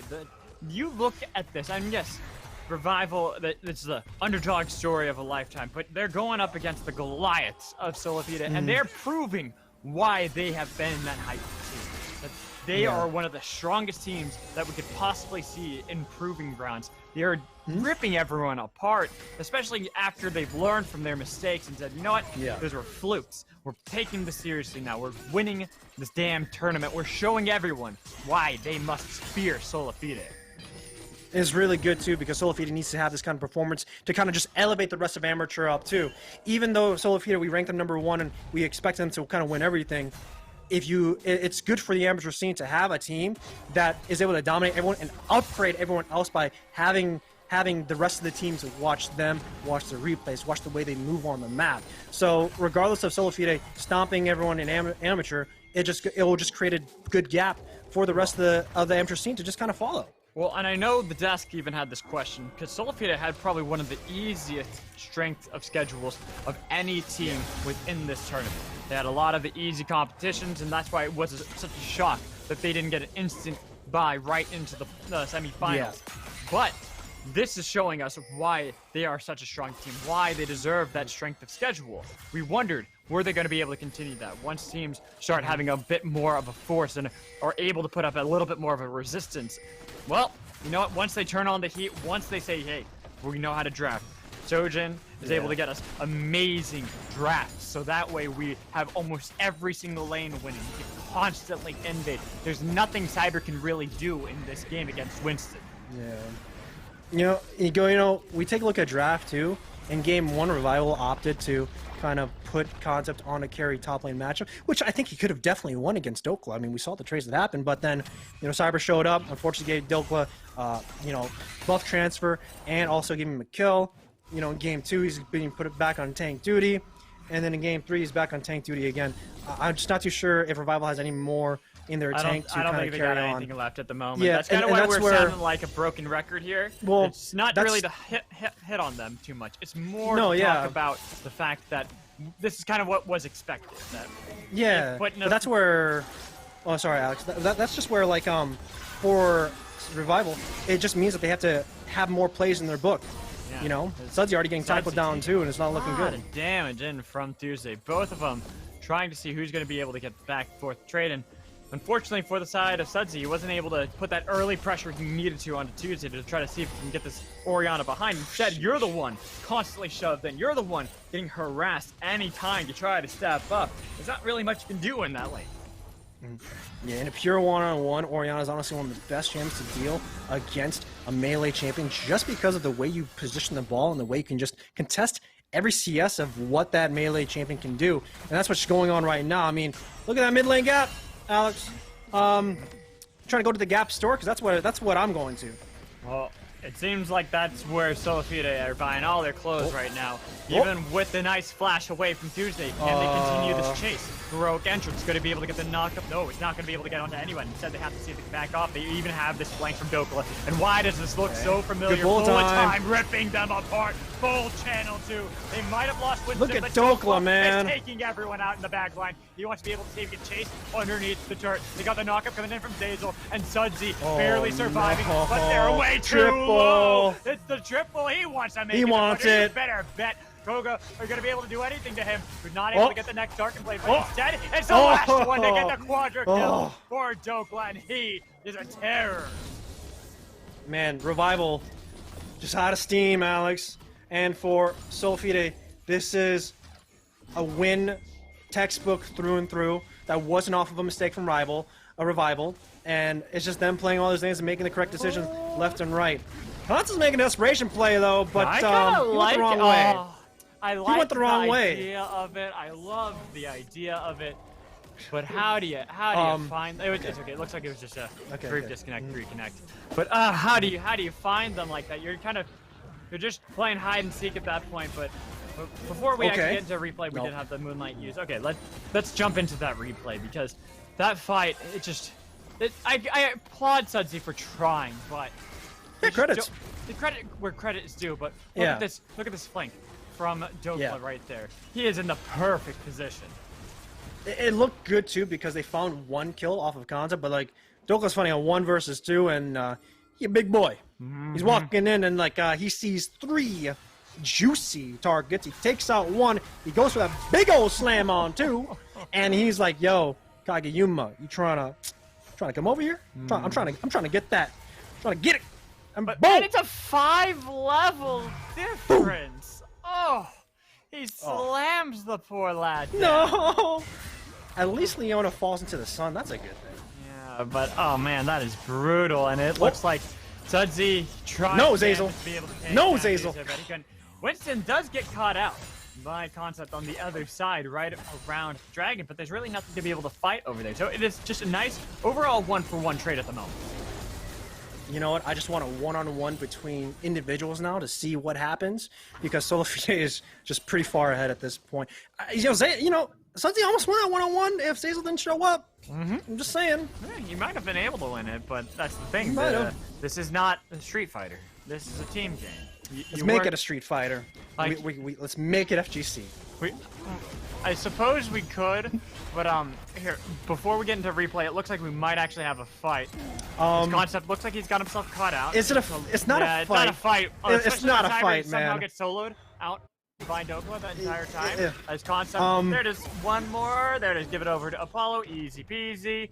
More kills in the pocket. Well, it's 15.5 minutes into the game. It's an 11K gold difference. So let's take a look at that pick on Okay. All right. Let's watch it. Okay. Okay. All right, Winston goes in. Concept thinks he can fight this, but okay. Spoop gets stunned up. I like this. Scoop's here. All right. There you go. And they take it away from Scoops. All right. Well. Wah. That's okay. Right now, it's a almost insurmountable. It looked good. It was a good catch. It was a good catch. But would have liked to go to Scoop. Right. And Jesus, only Winston's the only one without. What is going on this game? Jesus, stop with the 1v1 kills, SolaFide. I feel like they're just drained, man. Like I do too. And this is kind of what we had suspected. This is something that we had mentioned that is a possibility, especially with really newer tough, players. Man. It's hard. It's difficult. You have a team that is confident as SolaFide, that are good as SolaFide. Yeah. Every one of these players, there's an argument that could be made that they deserve to be in LCS. And you're trying to take them on. Game 1, you had that fight. It looked closer. You got down in the hole early on, but you still had some moments, some shining light that almost was able to get you back into the game. Game 2, not quite as confident. There's better plays, better macro from the side of SolaFide. And this game, it feels like every single lane is trying to go in. Every single fight is won by SolaFide before it's even started. Dokla continues to force away the bot lane of Revival. All the while, Concept did his damnedest to survive. There's just nothing that you got left. Scoop knows it too. He sees Dokla and he's like, I will embrace the Death Angel. He's come to see me and end my world. We are not even 20 minutes into the game. They're knocking on the Nexus turrets and they are looking to get into the semifinals. They want to show everyone they have come here to dominate amateur. They have come here to dominate everyone in their way. And another fight ensues before SolaFide have even gone back. It doesn't matter. That's how large their lead is. They can take everyone with them. They can make sure this game is almost as clean as it could possibly be. With everyone else running back to the base, they might have gotten another kill onto Winston, but he's the only member you've managed to kill. 2 flashes away from the shockwave, but what does it matter? What does it do when you know you've got nothing left to be able to fight? The Nexus is already open. It's not even 20 minutes into the game. If they wanted to, they could end the game, but they continue to pad their KDAs instead. The thumbs up lets us know the 3-0 is complete, and SolaFide will go into the semifinals with one more. Come on, give me it! Give me the Just auto! end it! Just end it! Come on! Stop it! They're letting minions Stop do it. Okay, bullying. that's All it. right. There we go. Finally, it's over. Finally, it is done. And Will, you were wrong on the reverse sweep. It's not there. Instead, the desk. They're the ones who can claim victory over all. You know what? I had faith, but in reality, it's pretty tough for any squad to kind of face against one of these teams and to see that big of a gap.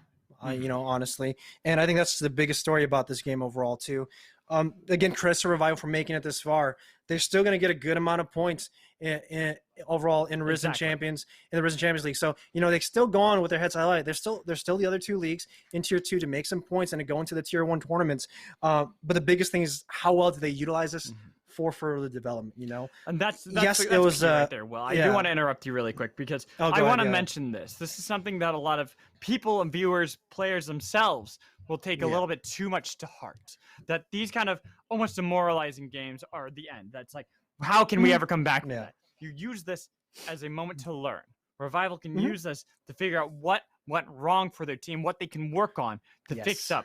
And take some pride in the fact that this is still SolaFide. This is a team that everyone had touted as being nearly unstoppable, and yet you were still at least able to get some good 1 and 2. Game 3, maybe the tank went out, but still, you know what you can do to be able to work with. You know what you can get back in these games in the future practice and scrim, find new strategies, find new ways. I'm looking forward to see how Revival will be able to come back after this.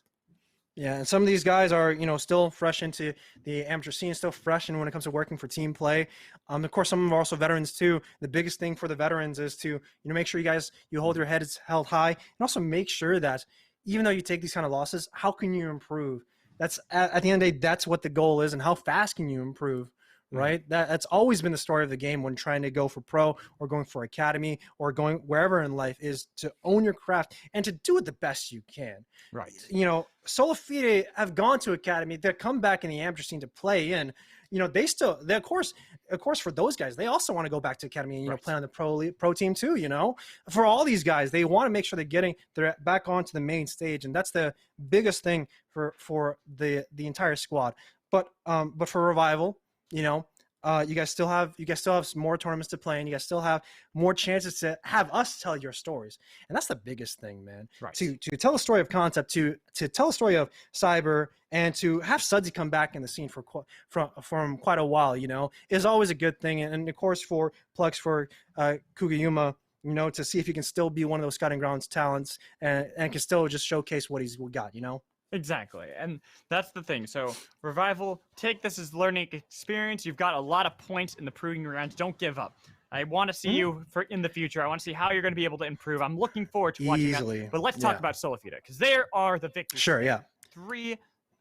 And this is a 100%. series that reminds me a lot of, and I know a lot of North American fans are going to be upset about this, me bringing up, old wounds, but the G2 Team Liquid finals that we saw, where G2 put on a masterclass, especially in that final game where they smacked Team Liquid. This reminds me of that. And SolaFide, how do you stop them with this momentum? This seems like they're approaching that perfect form, especially after that third game. I mean, we have to find Goku pretty soon, right? We have to find Kakarot, make sure. I don't know, man. I'm the one of the freaking side characters in this freaking story. I'm just watching. I'm just waiting for Goku to come in and be like, "Hey, yo, bro, help me!" But on a serious note, for SolaFide, this is the kind of game plan that we want to see from day one, and now we see him come in a final form for us, right, Alex? Right. This is a squad where we want to see him develop and grow and make these like devastating kind of games. No 2-1s, no 3-2s, no 3-1s, like clean 3-0s. And this is a really good game for them to showcase, because from this point onwards, they have to make sure they're meeting that expectations, also making sure they're meeting against the rest of the other teams going in, because we have Barrage that made it 4-0. We have some other teams that have already made it to the semifinals too, and those are the teams that they have to face up against. And if they're putting on a clinic today, they have to make sure that clinic stays open for the rest of the entire Proving Grounds. Exactly. And I was trying to see if I could find at least some results to be able to tell people what's going on, but I believe that the other stream is still continuing the moment, so hopefully we'll be able to get some more things that we can talk about. But before we do that, I know we want to get back to the desk. We have an interview lined up for you guys here in just a moment. I don't want to spoil who the interview is going to be with. You're going to have to wait a second on that one. So why don't I let Rafa take it away from here, and you guys have a wonderful night. Thank you, Alex, and good evening, ladies and gentlemen. My name is Rafa, and we've got the winner from SolaFide Mid Laner Tuesday here. First of all, congratulations on the very clean 3-0 against Revival today. What were your impressions before going up against them today in this series? Honestly, it was kind of just another best of to win. I don't think we prepared extra carefully for them or anything. I think as long as we played our game and played normally, then there was no way we'd lose. So it's kind of what happened today, I think. Yeah, and I think the results speak for themselves. It was pretty easy in the books even. I think the most interesting game from our perspective here was that game 1 when they tried the level 1 Olaf invade, but you guys seem to handle it and outplayed them pretty well. And I don't know if well, after losing our only best of to wildcard because they invaded us twice level 1, and we've closed the door on that opening for new teams, and that won't happen again. So we were definitely prepared. A shame for that. for Revival. Yeah. They should have known that after wildcard did that you guys are going to be more than well prepared. Yep. But now you guys have locked in your semifinal spot. You will be playing up against Barrage on Saturday. What are your expectations of that matchup, and how do you think Barrage are going to play against you guys? Honestly, I think it'll probably be a closer series than the one we just played, but probably to a similar outcome. We're not really, it's the same thing. As long as we play normally and we play our game, there's no way we lose to any of these teams in this tournament. So yeah, that's kind of what we're thinking about going into this next best of 5. Absolutely. And are there any impressions from you about APA, your mid lane matchup? From what I've learned, from what I heard, is that he doesn't actually stay mid often, and he prefers to play the roaming champs. So I don't really have much of an opinion on it. Obviously, we'll be extra aware for it, but I don't think it will be a problem. Gotcha. And so currently right now in the other quarterfinal series, we have a new Blaze and a new main currently battling out, tied 1-1. And the winner of that will go up against Evil Geniuses Prodigies on Saturday. Who do you expect to face in the finals, assuming you beat Barrage on Saturday? Ever since the brackets came out, I think we expected to face NU's main team in the finals. But I don't know. I haven't seen much of the Evil Geniuses and the Barrage games, but these seem to be doing very well. So maybe it'll surprise me in semifinals. But I am sticking with my feeling that we're going to be playing NU in the finals. Well, you heard it here, folks. A new main should be the expected finals matchup. And so even though New Blaze looking to put up a series, we're probably expecting a new main to come out on top in the other quarterfinal series tonight, which is you can find over at twitch.tv/risen_esports2. Before we let you go again today, Tuesday, is there anything else that you would like to say? Any shout outs in particular? Not really. I mean, shout out to the team. Everyone's been playing well, and shout out to the staff. It's been amazing and helping us through ever since we signed with them. They've been amazing, and yeah, we just want to keep winning, keep making them proud, and thank you for watching, everyone, and thank you for supporting us. I don't know how many supporters we got, but thanks everyone. Yeah, of course. And thank you again, Tuesday. You've been playing remarkably well. You and the rest of SolaFide, best of luck in your Saturday semifinal against Barrage. Smacks, you're good to close us out for the rest of the day. See you guys. Hello, everyone, and welcome back to the Risen Champions Series Analyst Desk, where we are post-series. And SolaFide with the 3-0 sweep. We all predicted it. We all knew that it was going to come. But yeah, I mean, we got to hear some nice words from Tuesday, but it stings pretty hard for Revival right there, guys. So I wanna take this time. Go for Reno. If you could say a few words for the eulogy of Revival to close out this chapter in their Proving Grounds. All right. I'm not one for speeches, but I will do my best. Revival, you done did your best. You got them 60 points. I know you wanted more. You had a hard opponent, and it was a rough going, but you got another 2 tier 2s, and you are forever in our hearts. And yeah, GL next game, I guess.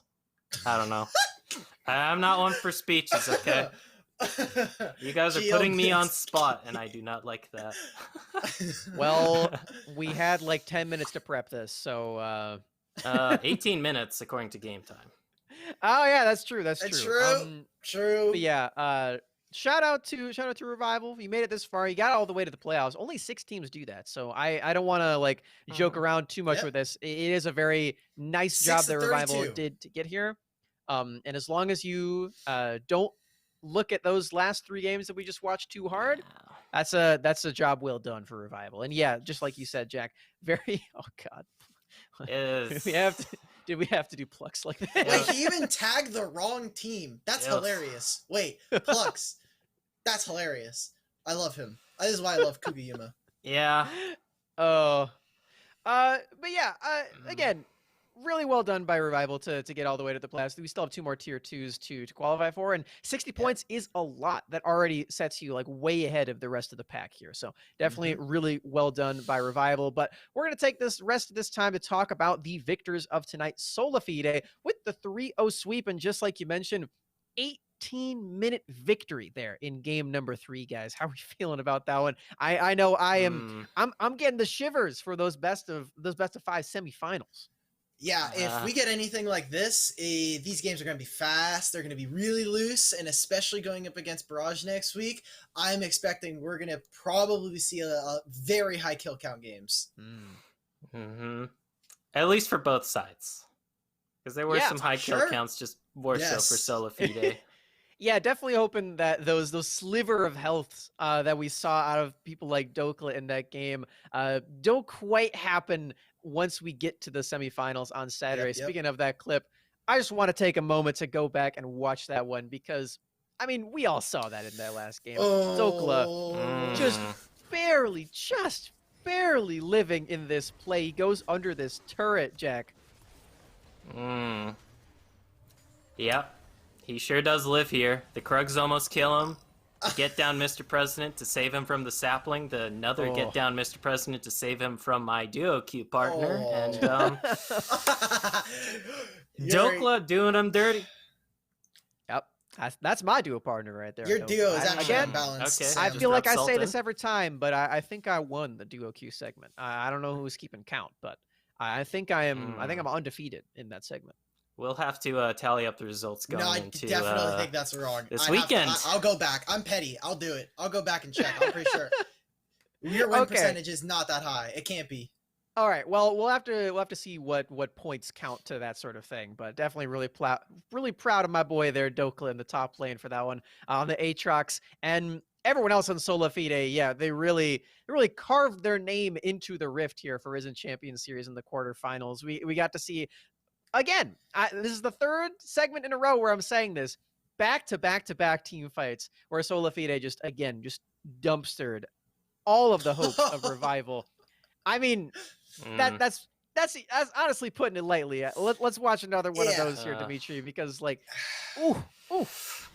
You feel it's not fair. The money composition is just too big.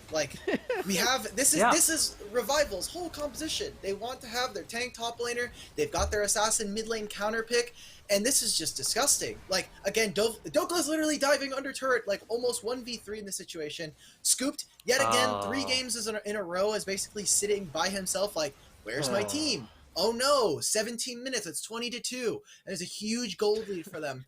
It was not pretty in the slightest. If I thought game 1 and game 2 were one-sided, we got an entirely new beast there. Yeah, we mentioned after game 1 and game 2 that SolaFide was up 2,000 gold before Rift Herald. We did the math this time. It was 4,500 gold up when the Rift Herald spawned exactly. Yeah. So they've been honing their craft even throughout a single series. I'm very excited to see what SolaFide can do up against Barrage in the semifinals. I want to talk a little bit more about that matchup in just a little second. I need to know who did the most damage in that game, though. I want to take a look at those stats. All right, let's take Is bets. it Dokla? Is it my duo? I don't think it's Jack's duo. Okay, just kick me while I'm down here, buddy. Oh, it's not scooped. That's not scooped. This is why you make him up. The other games. I'm so used to him playing Misfortune every single game. It's not Dokla. Woo! I don't feel bad about myself. I was close. I was definitely close. My duo did more damage than Cyper. I'll take that. That's a win. Yeah. My Galio did more damage than Italy. Yeah. Yeah, that just goes to show how one-sided this entire series was. Yep.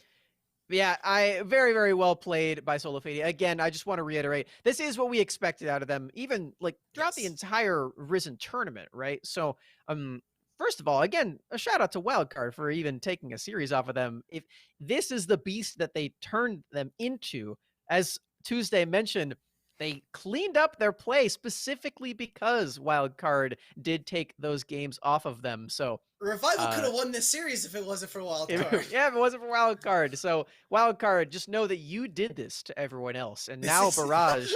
Now Barrage has to deal with the consequences of your actions, Myra. But speaking of Barrage, I want to know what you guys are preparing for and thinking about coming into that matchup in specific, because for us on the main broadcast, we're going to be streaming the match between evil geniuses and whichever a new team comes on top, right, for Saturday. So Yes. I want to hear what your thoughts are on that semifinal that we're going to be seeing on Risen 2. I am super excited to see these solo laners. Not only are we going to have the kind of pleasure to see PCL versus Dokla, which last time we saw them go up against the Anu roster, it was basically just, hey, is Alorum versus PCL going to be like the stable top laner? Now we have two top laners who are definitely willing to kind of duke it out in the top lane. And Tuesday versus someone like APA will be a fantastic thing to watch. Not only that, but that jungle matchup will be awesome. Fnatic versus Winston, something that, again, these are some of the top 2, top 3 academy junglers coming down into amateur that, I mean, I can't wait for these guys. Yep. Goverino, any thoughts that you've got on that one? It'll be closer than this series. Okay. I'm going to hold you to that. I'm definitely going to hold you to that. He's gonna call me out on 3-0. Twitter. He's going to vote like 3-0 or 3-1 and be like, that's close. Hey, you know what? If you can make it past 18 minutes in game 3. Oh, okay. All right. They're already dead. Okay, stop it. But yeah, I'm really excited for that matchup too. My boy Winter playing up against the ex-LCS support in Zazel. Yeah. That is a matchup that I'm very excited to be seeing. But yeah, Barrage, the undefeated Titans so far in Risen Champion Series, going up against SolaFide, the first seed. I think that matchup is going to be one for the books. But yeah, we have a couple of days off until we get to the semifinals. We're going to be going over to the Risen 2 stream, but for a new versus a new Blaze. Any thoughts about that before we close out the stream, my fellow analysts? Olaf is broken. I got to see Anda play a little bit of that Olaf in game 1. Oh yeah. And they got us, and they got an FF vote in that game 1 too. Yeah. So, Anu are looking very dangerous. No mercy for their sister team. All right. Well, that's going to do it from us here on Risen Champion Series on the main stream. Like I said, we're going to be raiding over to the secondary stream right now to get a glimpse at the other quarterfinals match. Thank you so much for watching. We will be back on Saturday at 7:30 Eastern Time for the semifinals. You are not going to want to miss it. Have a good night. Quarterfinals, backed up against the wall. Revival, they lose this and they are knocked out, while SolaFide, they would love to have a clean sweep and continue to dominate, continue on into the semifinals. We'll only find out now. So everyone in there, he flashed forward and couldn't get the last auto attack off because he was CC'd to there we go. Wait, on the bottom side though. We got a big fight. Cyber taking a lot of damage. Same with Scoop trying to escape. Oh no, he's going to be able to get There's an easy one. double There's up. two. Easy 2, easy 3 as Kuga not going to be able to get away from that one. It's a double kill for Winston, and there is 4 people on top side, so this could be a potential punish off of Revival. Trying to see what they can get. They're trying to secure their own red buff. For only 8 minutes into the game, and they're trying to play with a shockwave, ripping them apart, taking down 2 new instantaneously. Sudsy's down here too. Hard, full channel too. They might have lost Winston. Look at Dokla, man. Taking everyone out in the back line. He wants to be able to take a chase underneath the turret. They got the knockup coming in from Zazel, and Sudsy barely surviving, but they're way too low. It's the triple. He wants to make He wants it. Better bet. Koga are going to be able to do anything to him. They're not able to get the next target play, but he's dead. It's the last one to get the quadra kill for Dokla. Every single lane is trying to go in. Every single fight is won by SolaFide before it even started. Dokla continues to force away the bot lane of Revival. All the while, Concept is dancing to survive. There's nothing that you got left. Scoop knows it too. He sees Dokla and he's like, I will embrace the death. The angel, he's come to see me and end my world. We are not one more. Come on, give me it. Give me the Just end it. Just end it. Come on. Oh, Stop it. They're letting minions Stop do it. Okay. bullying. That's All it. right. There we go. Finally.